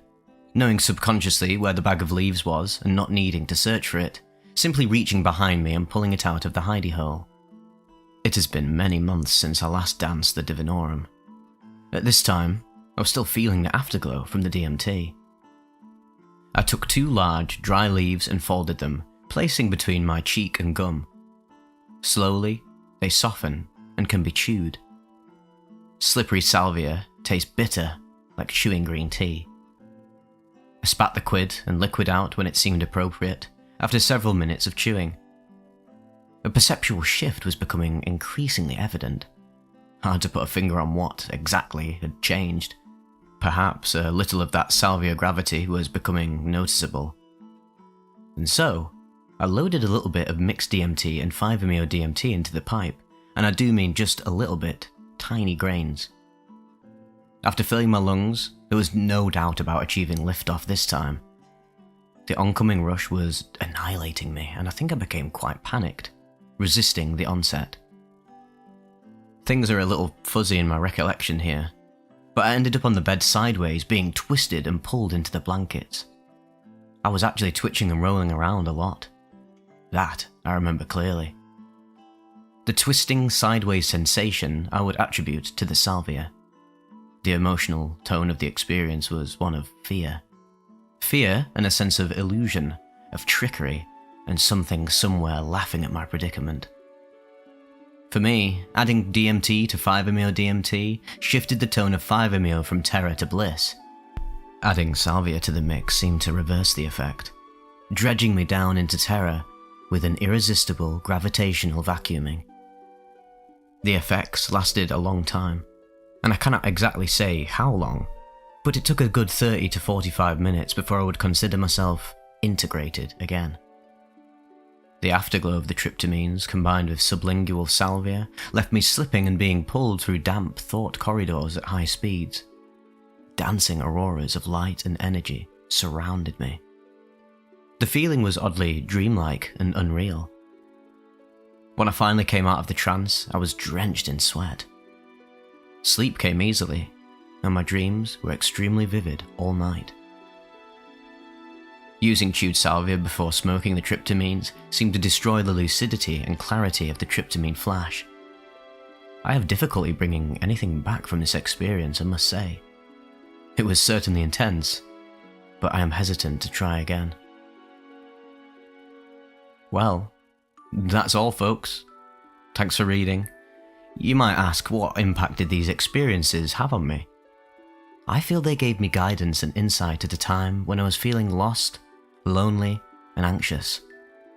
They are life-affirming experiences, showing me glimpses of the unplumbed depths of my mind. And as the late, great Terence McKenna said, "The imagination, the inside of our heads, really is the most vast frontier imaginable." Reminding me that everything that happens is within the highest good. Reminding me to trust my heart and intuition.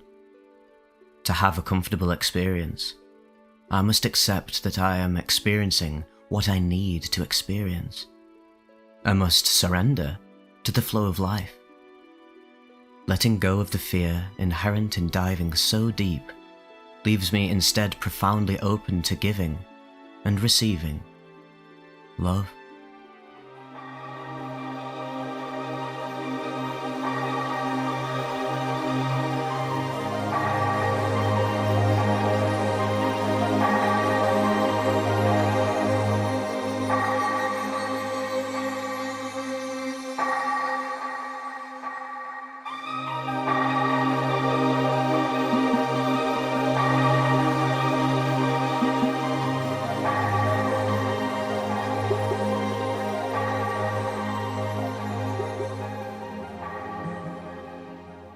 The Arrival of Absalom, an MDMA, DXM, GHB, cocaine, mushrooms, cannabis, and alcohol trip report by Music Entity, posted to earwid.org January 17th, 2008.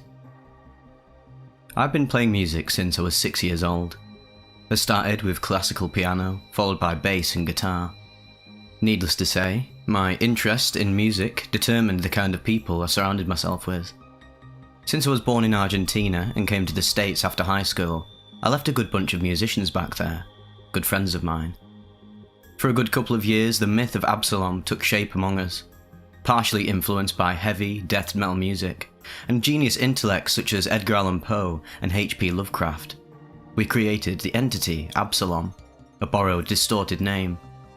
The whole idea was to reach Absalom by means of jamming, as it was our belief that this entity could be brought among us with a musical surge. Last New Year's Eve, 2001-2002, I had the chance to go on vacation to Argentina.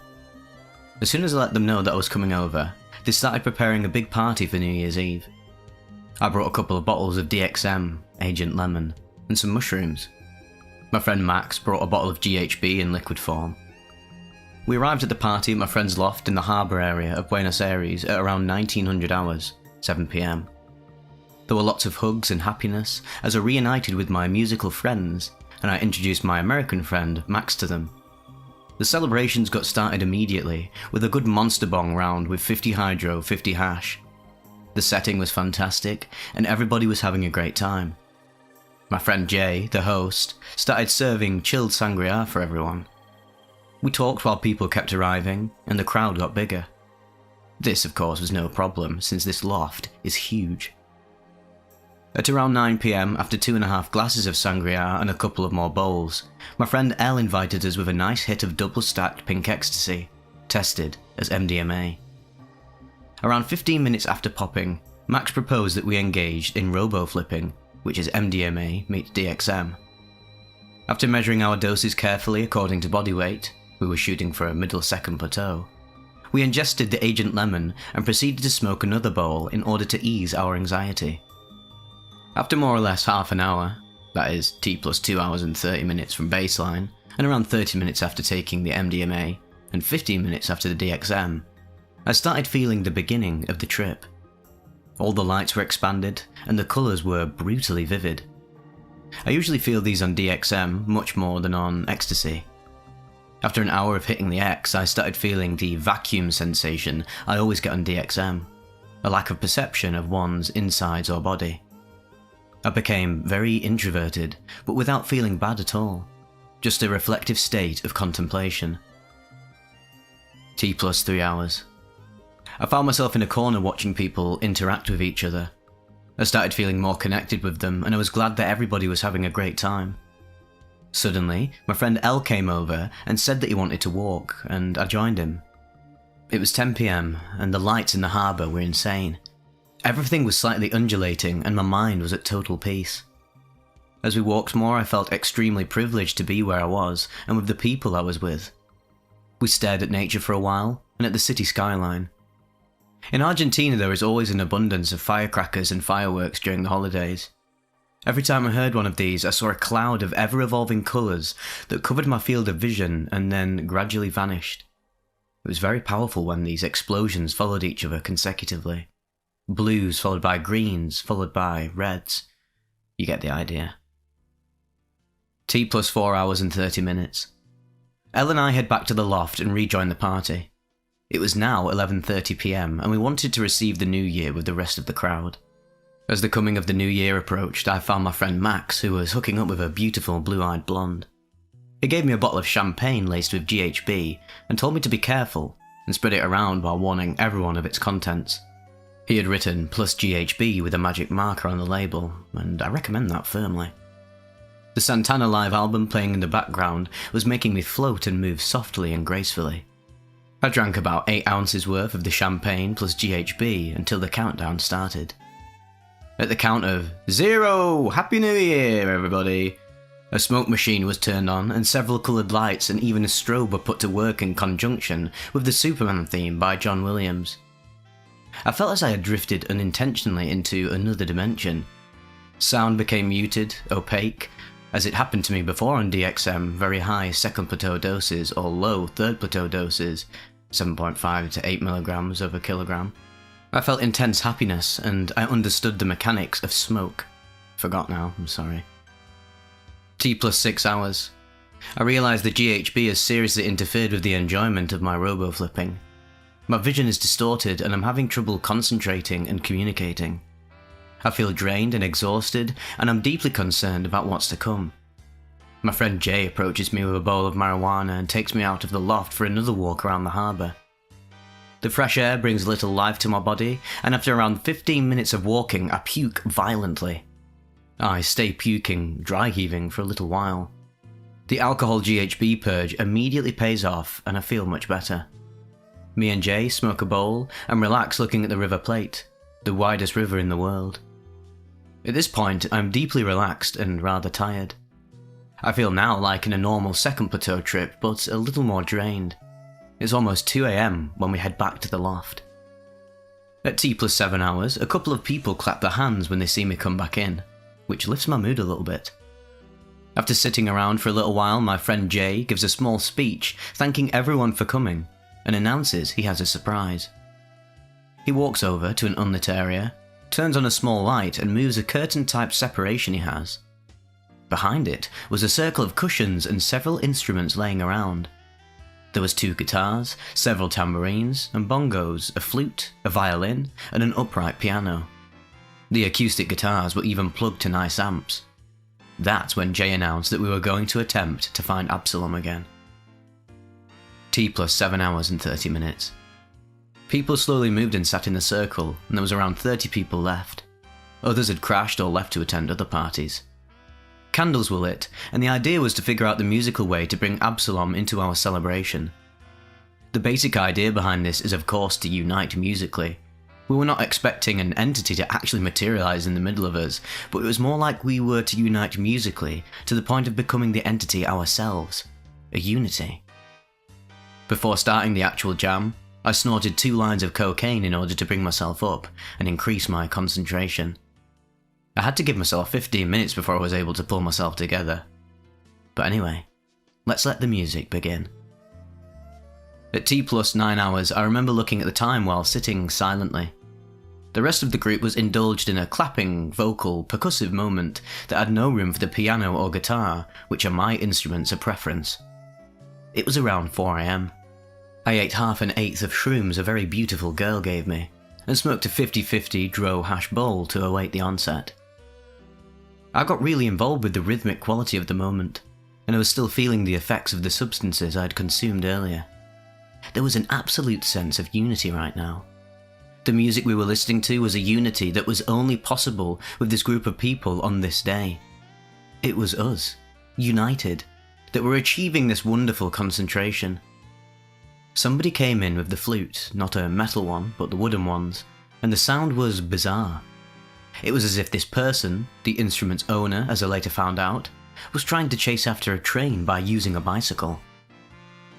At T plus 10 hours, the flute was now totally interwoven with the percussion. My closed-eye hallucinations were incredible. They were all group-related, groups of dots, groups of lights, groups of people. My thoughts dwelled in the group theme as well. How every individual was supposed to fill a gap and function in their own little role, fundamental in order for the total to work. Suddenly I came across the question, if everyone is supposed to play a part, what is mine? I remember that prior to the shrooms I had attempted to fill in with guitars and piano, but without feeling it. Abruptly, I felt an energy ray blast through my body. I understood the meaning of my meeting with these people and what our function in general was. I understood how we always end up giving into our capricious ego and forget that we only exist for others and because of others. I felt united and empathetic with everyone, but was calm. I got up and sat on the piano. As soon as I hit the first intense and rhythmic chords, my spine shuddered. I felt a couple of wows and oohs as I incorporated my music into the groups. I was searching for my part in the whole, and I was getting there. The only way to describe this music is as maybe tribal, jazzy. Everybody was feeling the same thing. As comparisons during the next day cleared, there was an objective to be reached, and when everybody played their part to perfection, we would be able to see the product. The feeling was like a perpetual roller coaster that runs in a straight line, but the angle of the drop becomes sharper and sharper as people realise their role.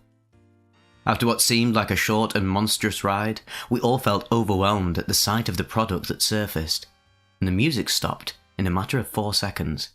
20 people playing, stopping all within a 4-second margin, without any cues. There was a brief silence, and then we all applauded ourselves and hugged for a couple of minutes. It was now 5:30 in the morning. T plus 11 hours and 30 minutes. It was now almost broad daylight, summer in Argentina during New Year's. The sunrise was the most beautiful ever. There was clear traces and insane colours everywhere. The hallucinated ones competed with the real ones. It was appalling. I sat there with Jay for a couple of hours just talking about our friendship and the night that had just passed. Calmly, I began to feel tired. At T plus 19 hours, 7 AM, I went to bed. I woke up around 4:30 PM but was only able to leave bed half an hour later. I felt like a stampede of buffalo had just run me over. But my mind was very happy and content. I found it was severely difficult to walk, my leg muscles hurt too badly. This is something that happens to me often when I do shrooms, but it was obviously grotesquely worse this time. I puked once more around noon, but felt pretty good after that, considering. The amount of substances was way too much, and hence the physical toll was tremendous. The fact of the matter is, I stopped doing drugs, except for some weed but not even hash, altogether for 2 months. I would say I regret doing the GHB and the coke. They definitely served no purpose whatsoever, and they definitely did not combine well with the rest. The robo-flipping was very interesting, I'd done it before, but would say it's a little short-lived if you want to party all night. It drained a lot of energy out of me, and when I added the GHB it definitely short-circuited. I didn't mention this during the detailed account because the experience was very valuable to me as a whole, but there were 2 points during the night that I felt really horrible, like I was losing control. The fact of the matter is, if I hadn't done all of these substances separately as much as I have, I would have lost it for sure, and it was very, very close regardless. The first time was when I puked, obviously. I was retching very violently, and since my mind was altered, I thought I was actually convulsing for a second. I even had a closed-eye visual of myself convulsing and snapping my spine. Not pretty at all.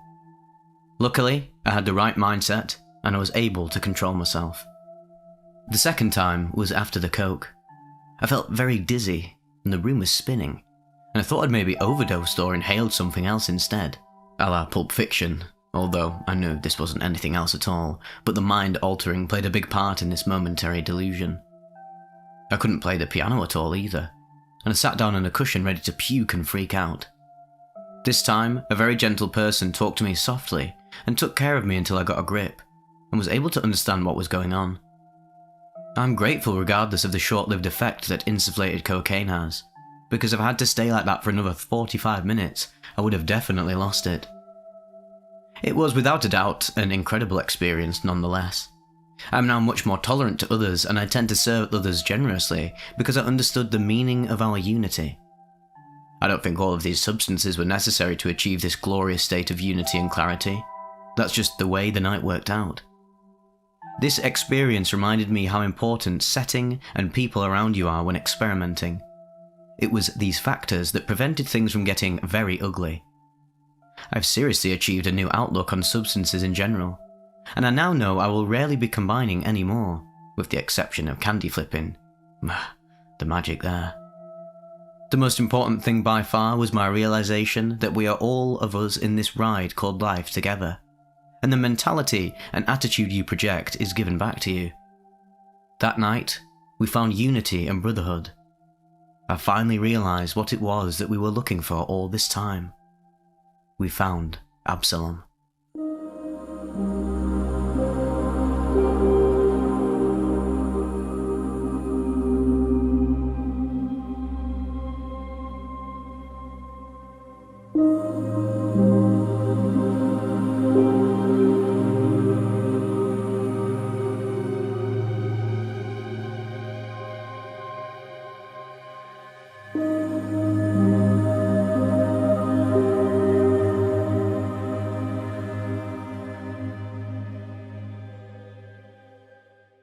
An agnostic meets his higher power. A DMT, DPT, meclobamide and nitrous oxide trip report by Victor Borge. Posted to earwid.org, June 7th, 2005. Freebase DMT was not something I ever really imagined having a chance to taste, but as with so many of the most profound and important experiences in life, it more or less fell into my lap, and all I could do, was make the best use of it as I could. Set and setting. Alone in my condo on a Friday night. It had been a long time, relatively, since I'd last used psychedelics. In the meantime, I'd been practicing meditation, strengthening and exploring my own mind and spirit, and making some important steps forward with my life. I felt confident and ready for anything. On this evening, I had decided to reattempt, together, 2 well-regarded tryptamines I had tried before individually and had disappointing experiences with, while still feeling there was potential in. To wit, I would be ingesting NN-DPT and NN-DMT stacked on top of each other, potentiated with an MAOI and garnished liberally with nitrous oxide. At T+0 hours, I pre-dosed with 150 milligrams of meclobamide. I did not plan to take either tryptamine orally, so this was largely a superfluous step, but I wanted to maximise the effect of both substances as much as possible, since standard doses had not worked for me in the past. It should be noted that if either substance had been an amphetamine or a phenethylamine, I would emphatically not have used an MAOI, but with tryptamines, as long as I'm careful with dosage, I've never had ill effects with MAOIs, just stronger experiences.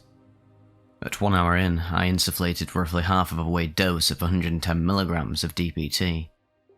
I immediately followed the insufflation with a bulb of nitrous to help allay the burn and the bothersomeness of the drip. I also grabbed a bottle of lemon juice and periodically squirted a bit down my throat to counteract the drip as well. I find this works wonders against the alkaline burn. I sat down to watch television as I waited for the effects. Getting satellite TV and a TiVo has unfortunately increased the quantity of my TV viewing, I'm sad to say, but on the other hand, also the quality. In about 30 minutes, I felt the warm body buzz of DPT creeping in. Mild flowering visuals also began to develop, and overall it was a plus, maybe a plus experience in terms of my ability to interact with reality. But it was such a relaxed, almost sleepy trip that it didn't feel like a plus. DPT for myself has quite a sedative effect, and I often feel myself staring into space with my eyes drifting closed when I take it.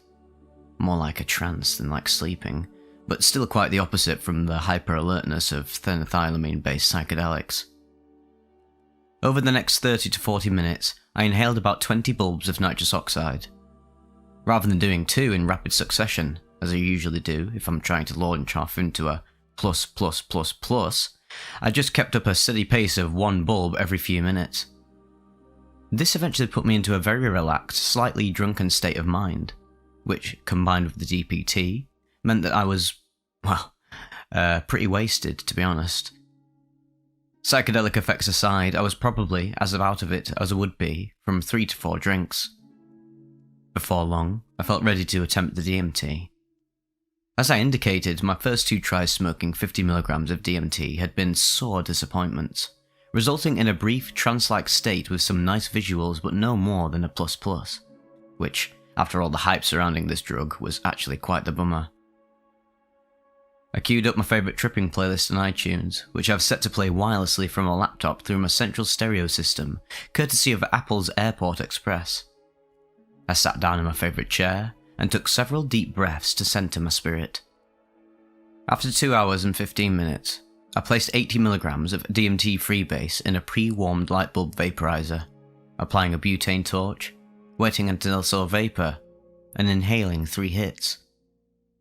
After the 3rd hit, I felt a heaviness rapidly building up in my limbs, in a potentious rush I was familiar with from 5-MeO DMT. I quickly put out the torch and set it and the hot bulb down on a china plate on the floor, which I had placed there ahead of time to avoid setting fire to the rug. I sat back in the chair and, almost as an afterthought, exhaled a big cloud of smoke. That was the last action I took in this universe. Before I talk about what happened next, there's a quick observation. The effects of a high dose of LSD, my favourite drug, are intensely memorable, gorgeous, soul-plumbing, something one wants to repeat again and again, partly because the experience is so beautiful and at the same time so chaotic and hard to piece back together. It's a bit like William James's description of the nitrous trip. As sobriety returns, the feeling of insight fades, and one is left staring vacantly at a few disjointed words and phrases, as one stares at a cadaverous-looking snow peak from which sunset glow has just fled, or at a black cinder left by an extinguished brand. DMT, for myself, was not actually like this. Although the intensity of the memory faded somewhat in the days that followed, it seems to me that I can still remember almost every second of the trip, and it was full of intentional meaning, and anything but chaotic. Back to me in my chair surrounded by smoke. The song playing on the stereo at that moment was a reggae track called Free Up Black Man. I'm not a reggae fan per se, and this selection was rather accidental. I'd not thought to fast forward to one of my favourite songs in time for the DMT flash, and in hindsight that might have been an improvement. But I almost think it was better to be listening to the haunting, exotic melodies of the islands rather than something artificial, electronic, and acid-like. As I exhaled the smoke, I powerfully noticed the way in which the cone of smoke, as it left my mouth, lined up in perfect symmetry between the frames of 2 paintings hanging on the wall. Actually, symmetry was suddenly everywhere. Glancing down, I saw the ornate patterns in the oriental rug organising themselves like nanobots into bigger and bigger clusters of units. I closed my eyes for a brief second, and behind my lids this activity continued unabated. The entire universe was organising itself, falling into lines and regiments of ordered, coloured blocks, all at the command, I sensed, of some master entity. An all-powerful him. Yes, it was decidedly male. I don't consciously believe in a male divinity, but I cannot deny that aspect of this particular experience. Inside my head, I could sense my synapses being corralled by the drug. Inside me, it was the drug, not him. For the first few seconds, went back and forth between drug and him as the giver of my experience, forced into lockstep with the higher order of the universe. No longer free to be a messy bundle of neurons, they were lining up in perfect rows, marching along like soldiers. Opening my eyes again, I began to feel afraid, as I saw this process intensifying and accelerating far beyond my ability to keep up mentally. The details of my surroundings became increasingly hard to discern. They kept organising into each other and forming larger and larger aggregate clusters of shape and colour. The world was going from full colour, live-action detail to the level of detail from a scene in The Simpsons. I was physically frozen in place, unable to understand what was happening. Simultaneously, the amber LED display on my black stereo receiver, which sits atop my TV and happened to be my direct line of sight during this open-eyed trance, became unreadable. Not blurry, no. If anything, it became crystal clear, as if scales had fallen from my eyes. Rather, it was now in an alien language, a twisted hieroglyph of triangles and arcane script. This text was flowing and changing and flipping, like the digits on a scoreboard, to reveal new text underneath. This was all incredibly profound, and I felt intensely honoured and privileged to experience it. And yet, it kept getting stronger and stronger. I was being erased by this sea of alien organisation washing over the universe, and I would soon cease to exist as a separate entity. My first instinct was to fight against this, thrashing my head to the side, but I was commanded by him to submit, and I could not refuse. He wanted me to keep looking, open myself, and to be part of him, frozen in time and place for all of eternity. I opened my eyes again and tried to calm myself, telling myself I would not die. Somewhere, deep in the back of my mind, I knew I had taken a drug and that this was not real. But this was so far from mattering that it really didn't count as knowledge. But instead, I told myself, as long as I can still hear the music, I'm still alive. I'm still in this world. Time has not stopped. I'm not frozen yet. So I grasped desperately at the music like a drowning man with a life preserver. Yeah man, free up, yeah man. The singer sounded miles away and was getting further away every second. And then his voice, the music, all the sound in my environment began cutting in and out like a bad cell phone connection. The gaps between sounds getting longer and longer. Yeah man, yeah man, yeah.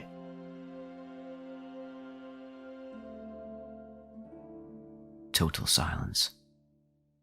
There was no sound, no sensory input of any kind from outside my body, except a cartoon sketch of my living room, expunged of all detail, brightly lit by an otherworldly light, around which my eyes looked wildly. The last bits of language in my view, the digits on the stereo receiver, winked out one by one. That is, the black box itself remained completely lucid and clear. Someone had just erased all the text from it, one letter at a time, just as the sound was cutting out one syllable at a time, closing in on me in a narrowing spiral of deafness, muteness, and, essentially, blindness. Size and shape were still allowed to me to perceive visually, but language and detail were not. I was alone with him, in glassy, frozen silence for eternity. All I had to cling on to was the deafening sound of my own frantic breathing, a desperate sucking for life in a vacuum, a bit like the astronauts in their spacesuits in 2001: A Space Odyssey. And then, the singer and his musicians began to break through the silence, singing to me from eons away, "Free up, stand up, carry on. You got to stand.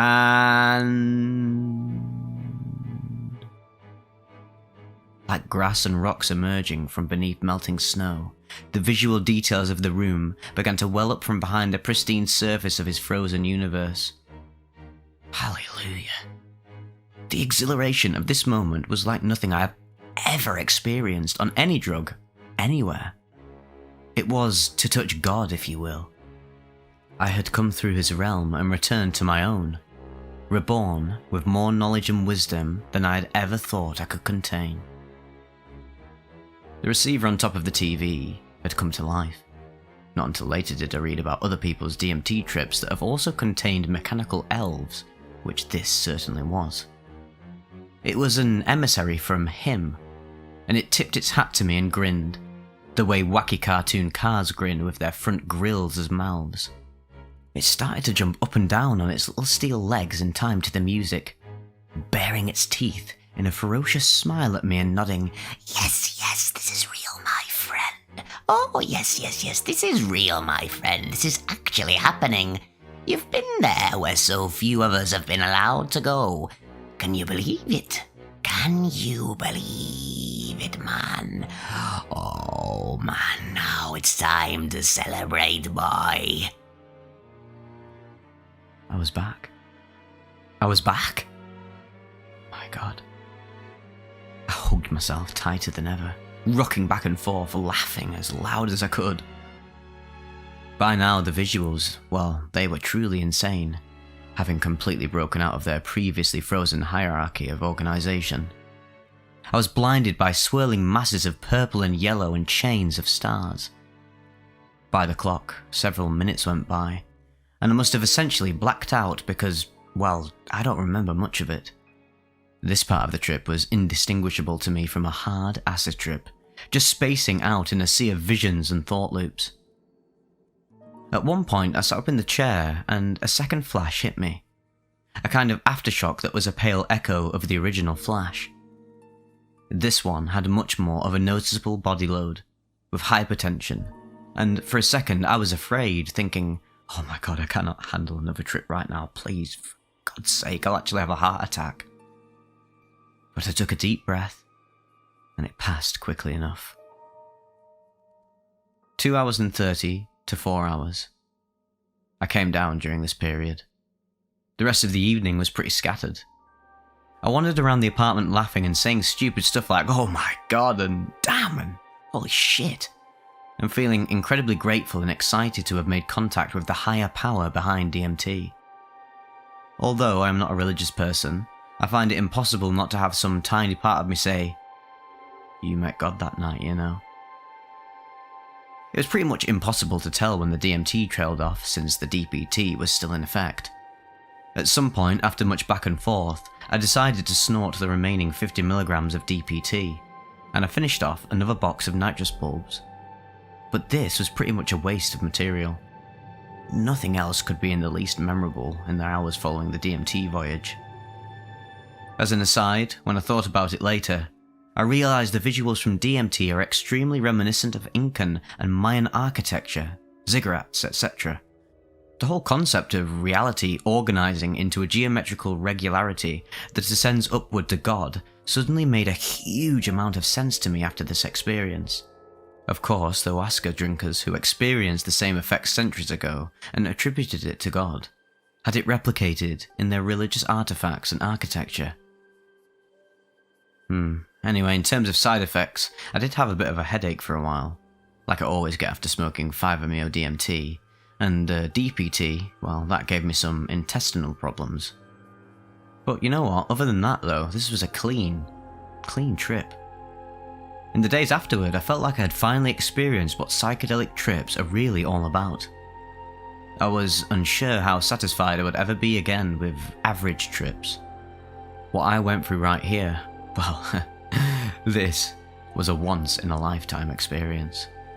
And if I happen to be so fortunate as to have a second chance to delve this deep into DMT, well, I will certainly not be passing it up.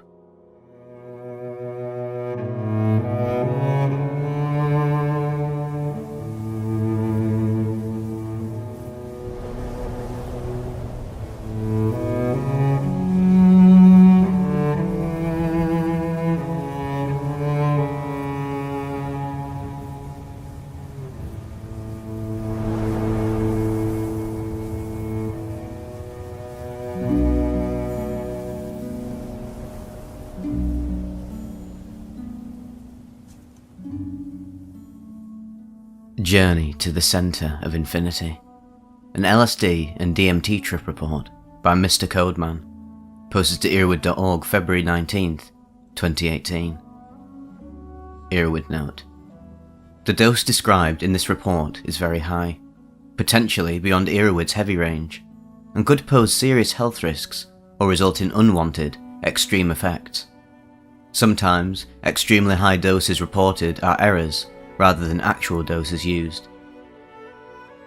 Being an inquisitive being, I grew up with questions.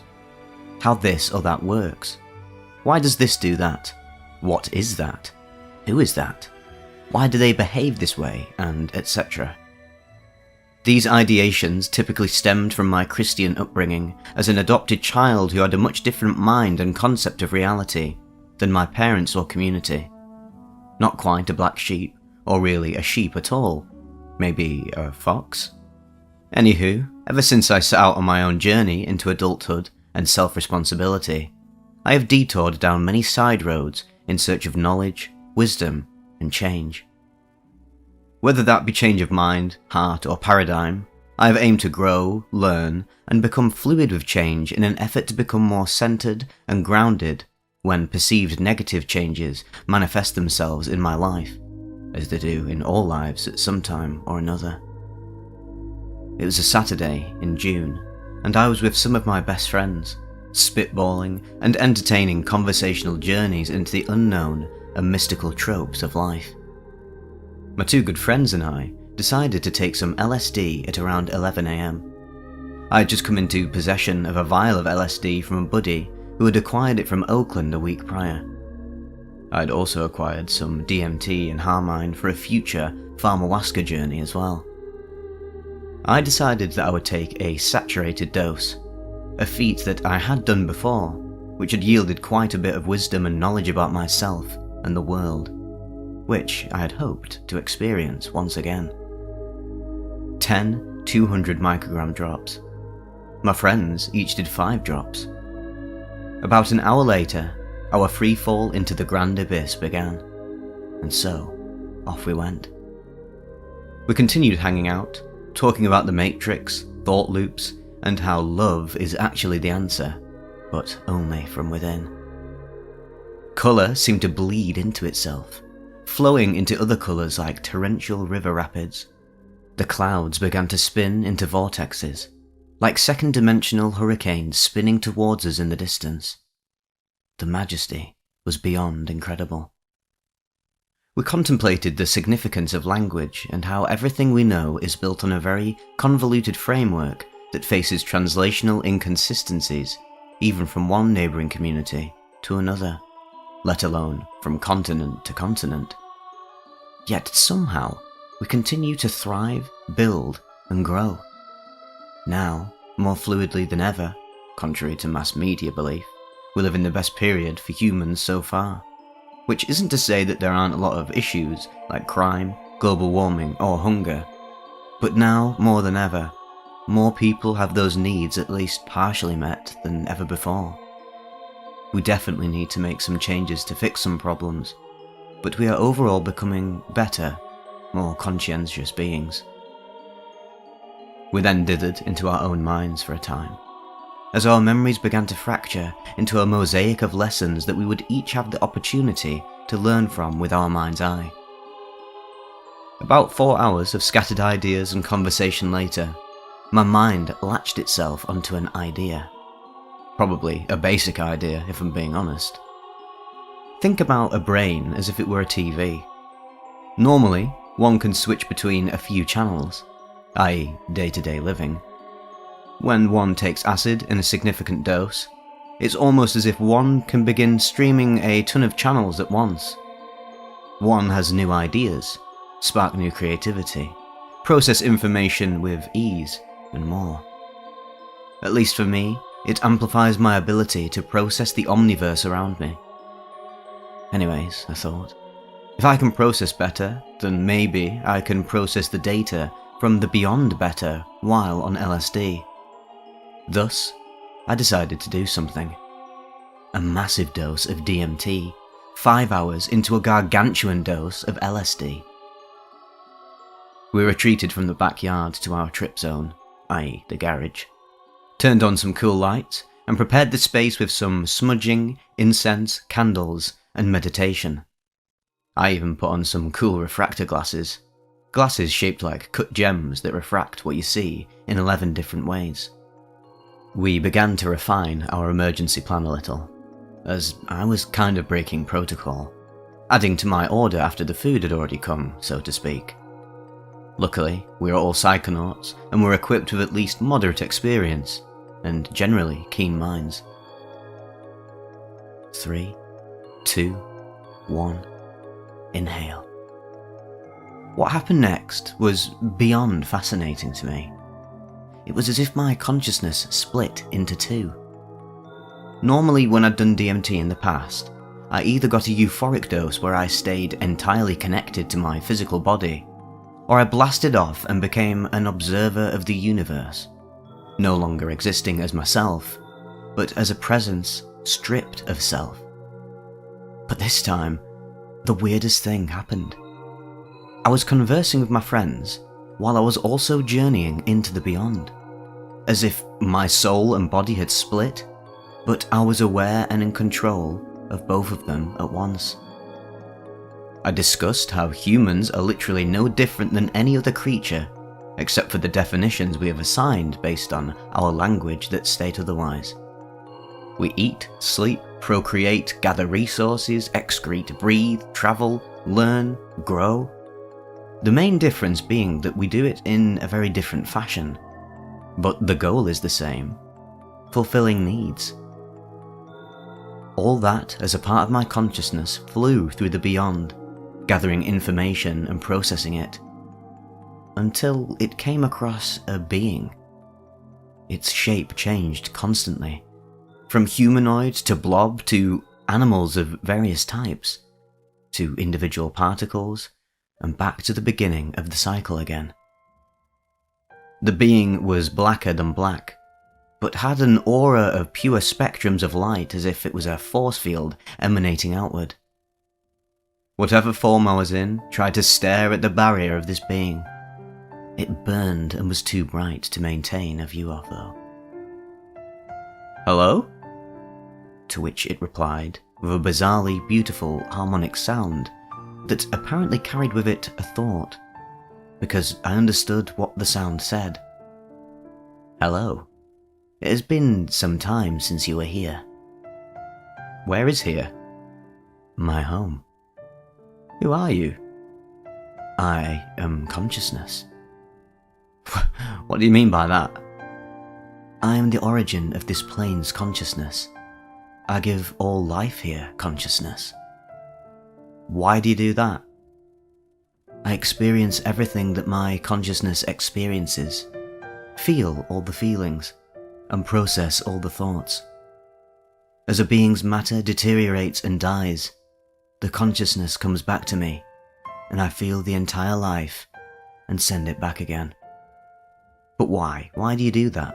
Why this life, these beings? Why under the radar?"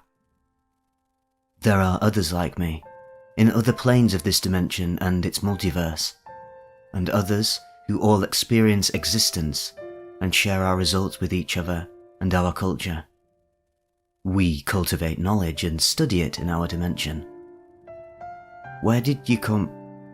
Before the sentence could be said, it said, "Goodbye, child." And with that, my parts became whole again.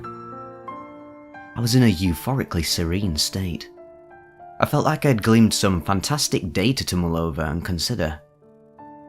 I shared my experiences with my friends, and we continued our LSD trip, pondering the meaning of what I saw, coming up with new theories given that information, and etc. Overall, regardless of what is truth, I do think something is out there. And in our day and age, the evidence is showing itself. Perhaps we will prove it in time. But I do like what I learned here, though.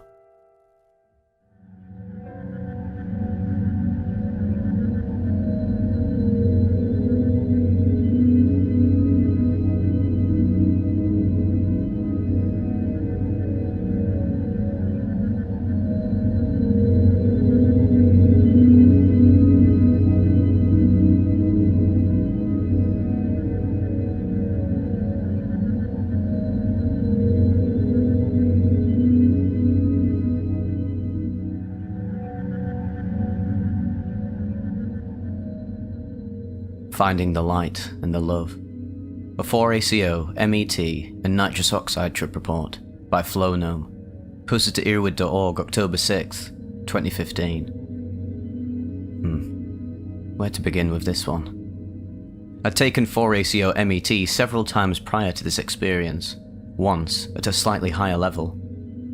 I've not experienced the kidney problems others have mentioned. My friends who have had kidney issues do not drink, whilst I do. My suspicion, although unverified, is creation of methanol in large enough amounts at some point during metabolism to cause the kidney pain. For these people, it also acts as a strong diuretic. Since I drink beer very slowly, the ethanol may actually be acting as an antidote. The other possibility is the fumarate salt being metabolized poorly, although this seems unlikely given the quantity it exists in many foods. The above is just speculation anyway, and not important to the trip, but the reports of it are disturbing. Preface. I found 4ACO MET to be a almost universally pleasant trip, with very strong closed-eye visuals evolving at lower levels and taking over completely at higher ones, along a lack of the dysphoria that mushrooms and 4ACO DMT cause for me.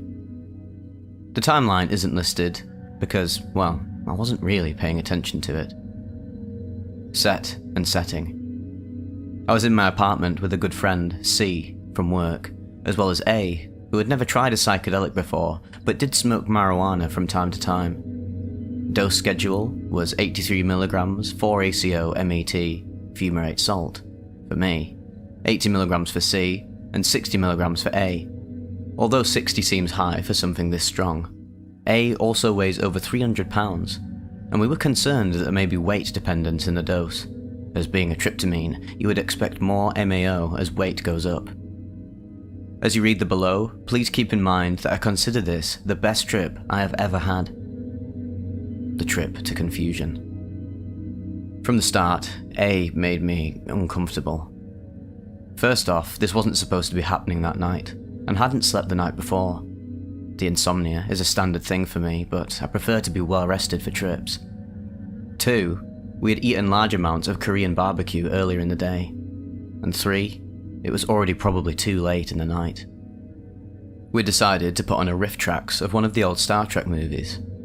A was calling out everything that was going to happen 5 minutes ahead of time, which was particularly annoying to me. I was also being constantly asked odd questions, and for a blanket. The apartment was 70 degrees, which I unfortunately couldn't provide because it was in the wash. At some point, I entered that downward thought spiral that most who have tripped have entered before and became confused. I realised that I had been working in a job I find not only painful in the mental sense, but immoral. I remembered all the lies I'd been told about a promotion. I used to make stained glass windows, and other than the boss, I loved it. To create an object of beauty is a good task, and doesn't make my brain hurt. I finally couldn't take the movie anymore, and things started getting weirder.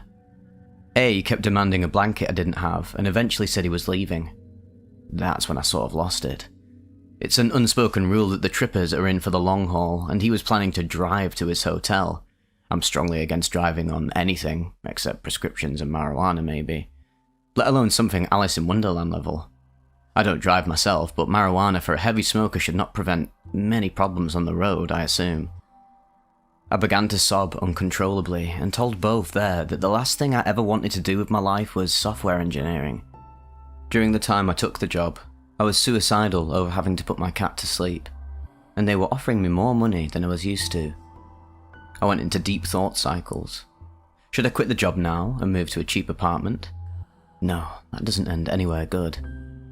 A was trying to convince me that I was an important member of the company the entire time, and that I could be creative there. But that was an easily ignorable myth. I hadn't programmed anything that ended up in product in a year, partially because of sudden time rushes, and partially because there's a sort of Catholic nepotism at our job, and you can't be a manager without the church. C was quiet during this time, because he had been through this sort of trip before, and knew I needed to work it out myself. I was focused on an old Feistware glazed ashtray in the middle of the room, and started to realise my body parts were melting into everything. My arm was the carpet, or the arm of the chair I was in. It was a level of ego loss I'd only thought I'd experienced before. The negativity spiral continued for a while until I could talk without crying. A was a little floating spaceship head at that point, with pincer arms growing from his ears.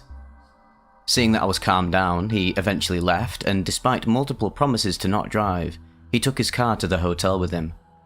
That alone took him off of my list of people who are allowed to do substances of any sort with me. At the time, it was that he drove. Later, that he wouldn't answer messages, worrying us further. And I finally realised it was the lie that did it.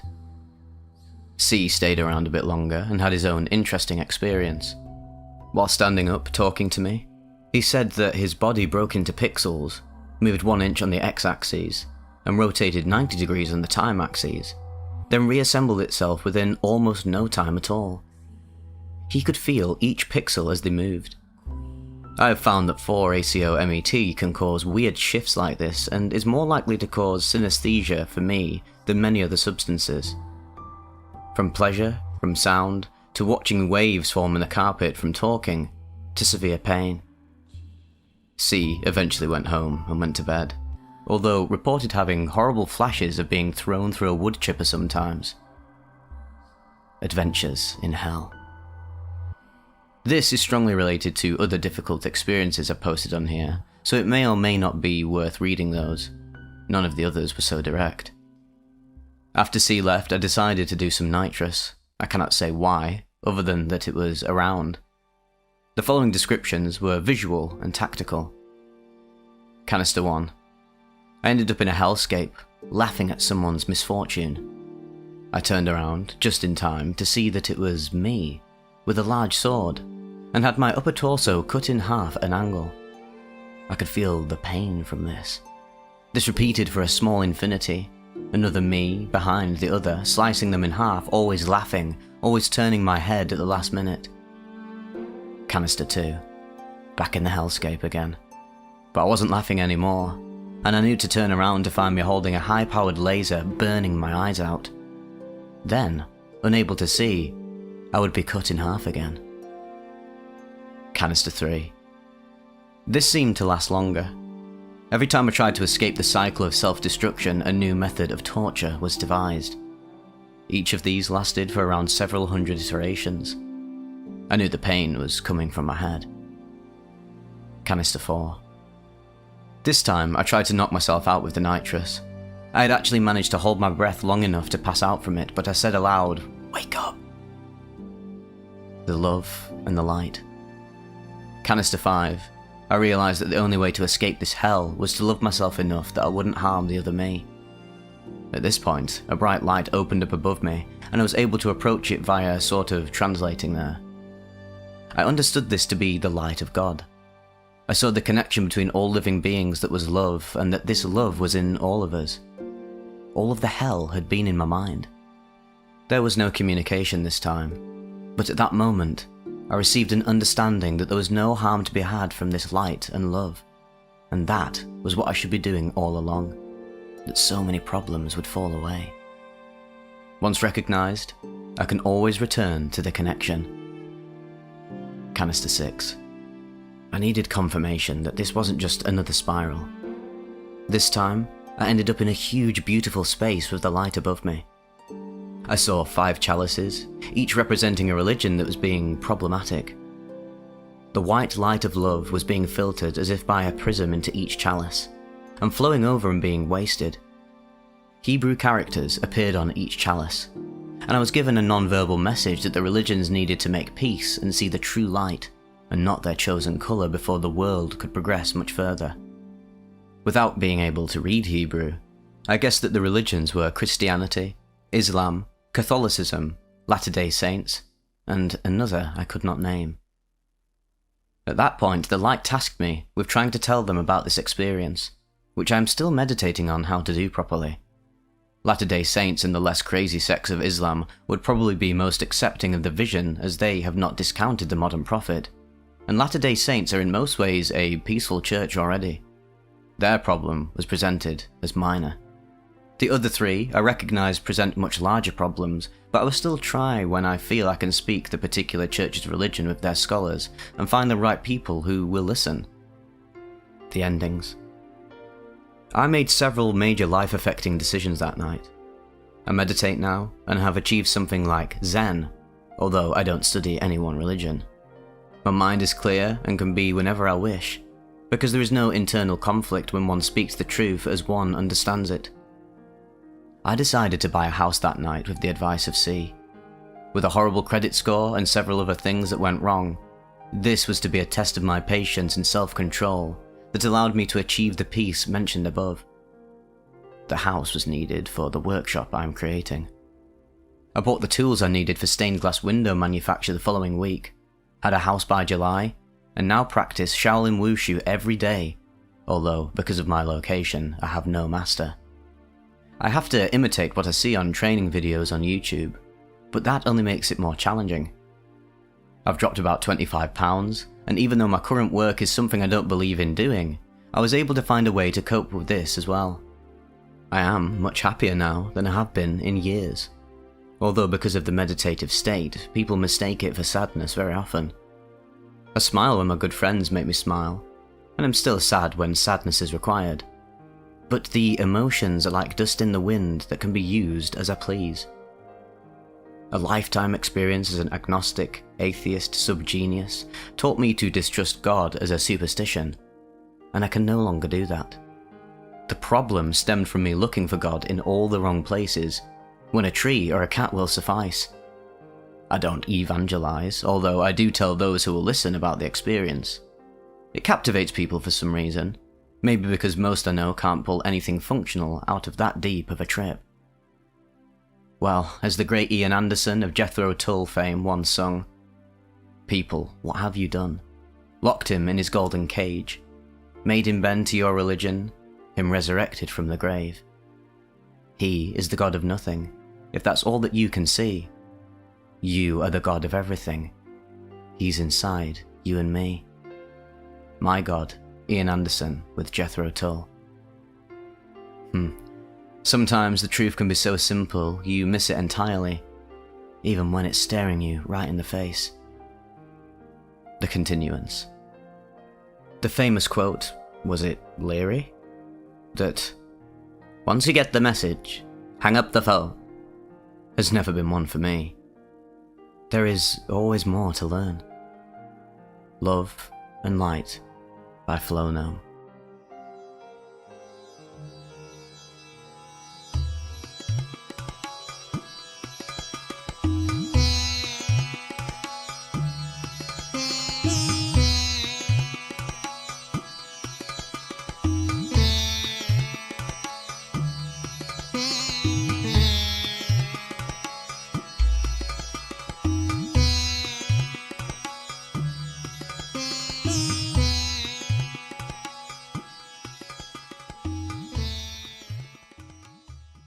Heaven and Hell in my unconscious mind.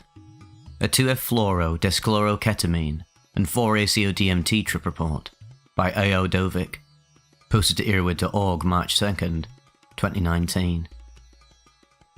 I don't ever type up trip reports, because no matter how intense or beautiful the trip was, there is always someone out there who has written a better, more detailed report of a similar experience.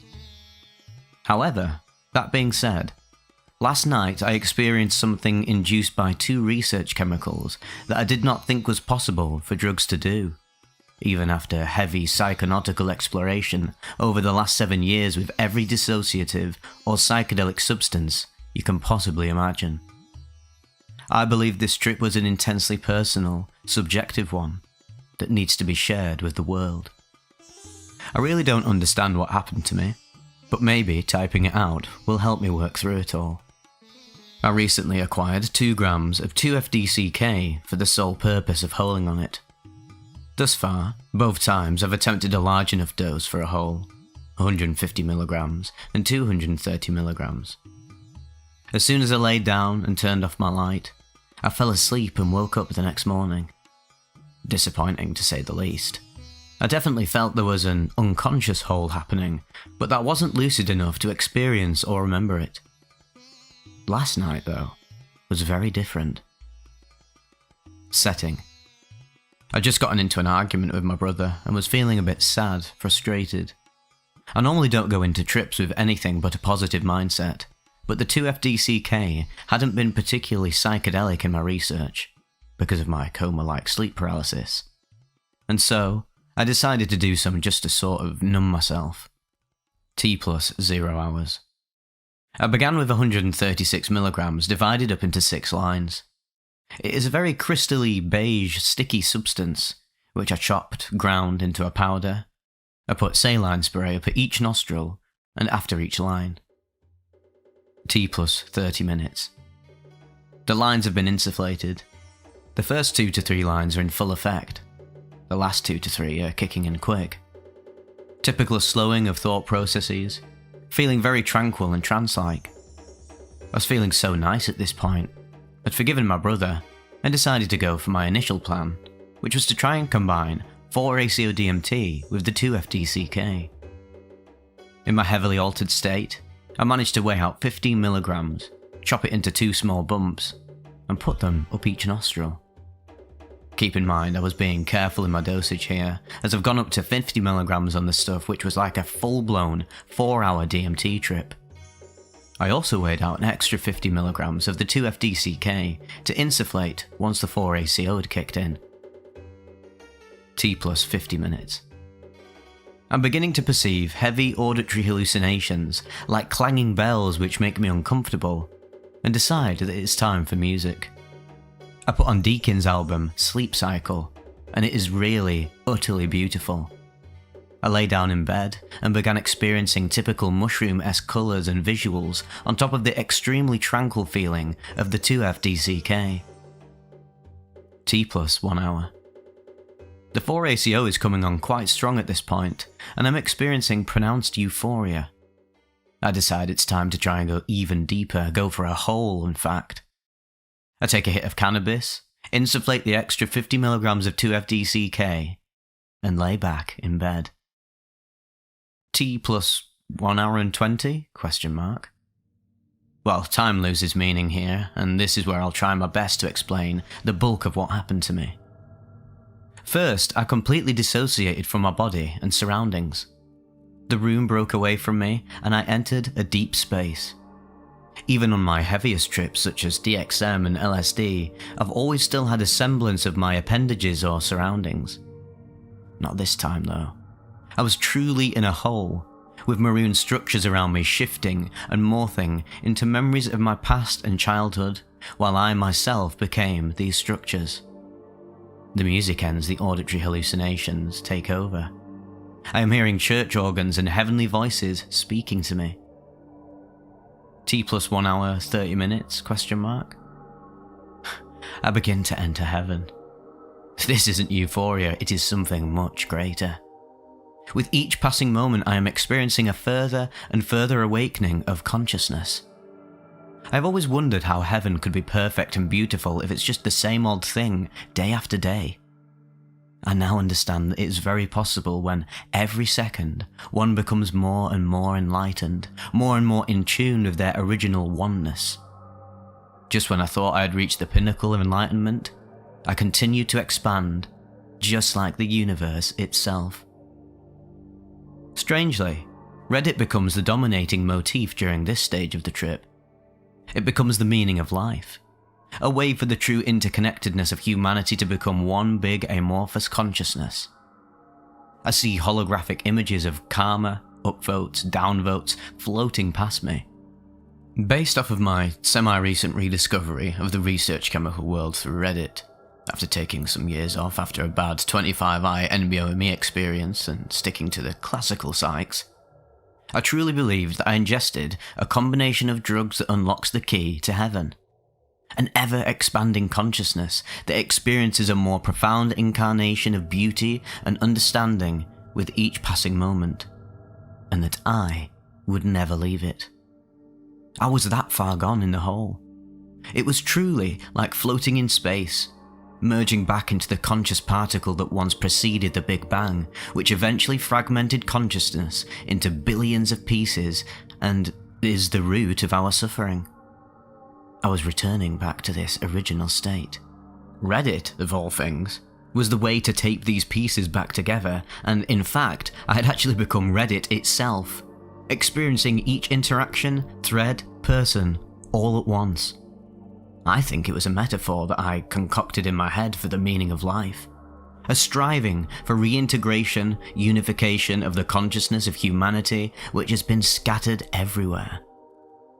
Stars are all around me. T plus 2 hours? ? Here, things suddenly turn around drastically. Rather than expanding and going upward, I begin shrinking, falling into a different dimension entirely. Suddenly, I am in hell, experiencing eternity forever, completely alone. The negation of time, space, arms, and legs are suddenly no longer beautiful, but the worst thing you could ever imagine. It is forever the same thing, over and over again.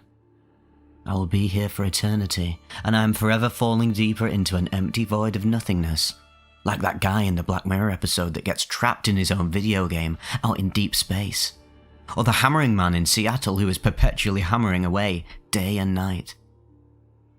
I'm convinced that this is inextricably linked to a book I'm reading for a class.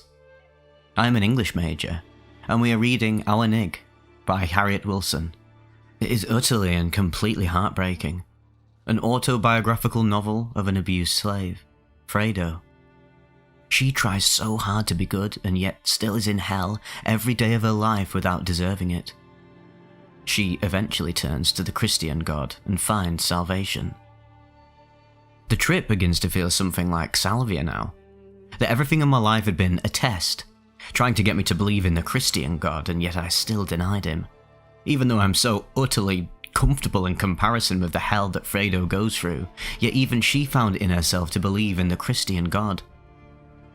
Reading Our Nig was my final test, and instead of accepting God, the book actually made me hate him even more for making an innocent person's life so miserable for no reason, and mine so comfortable that I can order drugs off the internet. I see my teacher's face as a motif for an apostle trying to convert me, even though I doubt she's actually a Christian. I truly believe that all the Christian values and ideas pushed on every person in the Western world were actually true, and that I was being punished for not taking the leap of faith and accepting God. It was the one thing that no one is 100% sure about. And all those crazy Christians were goddamn right all along. Damn it. Then, I accept that I failed my test and will be here forever, experiencing all the suffering and pain that the world contains. Things then go completely black. 3:30. I begin to regain consciousness of my room, and even though everything felt so real while it was happening, I'm strangely not surprised at all that it turned out to be a figment of my unconscious mind. It's as if I exited this realm as quickly as I began, and I'm almost sober again. I'm so happy to be alive, and I just lay in bed and try to process what had just happened. 4. I get up and realise my gait is still very off. I'm in a hypnagogic state, feeling extremely relaxed and at peace with the world. I stagger downstairs, nearly sleepwalking, and eat a salad and an apple which tastes beautiful. 4:30. I quickly drift into a deep and restful slumber. My conclusion and reflections is that this was really unlike anything I have ever experienced on substances, which is quite a lot. I journeyed into my subconscious mind. The 2FDCK dissociated me completely from my body and surroundings, and the 4ACO allowed for the most profound spiritual insights I've ever had, even off something like 8 grams of potent mushrooms or a DMT breakthrough. I don't actually believe Reddit or Christianity are really as important as they were during the trip, but that they were metaphors. Reddit equals reunification of consciousness. Christianity equals evil, as something that gives a false sense of hope to someone completely alone in an unforgiving world. I would 100% repeat this experience and plan to try something similar in a couple of weeks. But at the moment, I have so much to reflect on that I definitely need to chill for a while. If you read all this, thank you. I love you all and hope you all find happiness in this life. To me, hell is isolation, solitude, and vice versa. It is important to cherish loved ones, be kind, and try to reduce the overall suffering in this world. That is the meaning of life for me, and it's all I can do until my day of judgment. P.S. Psychs and dissos are a completely different experience when taken together than they are on their own.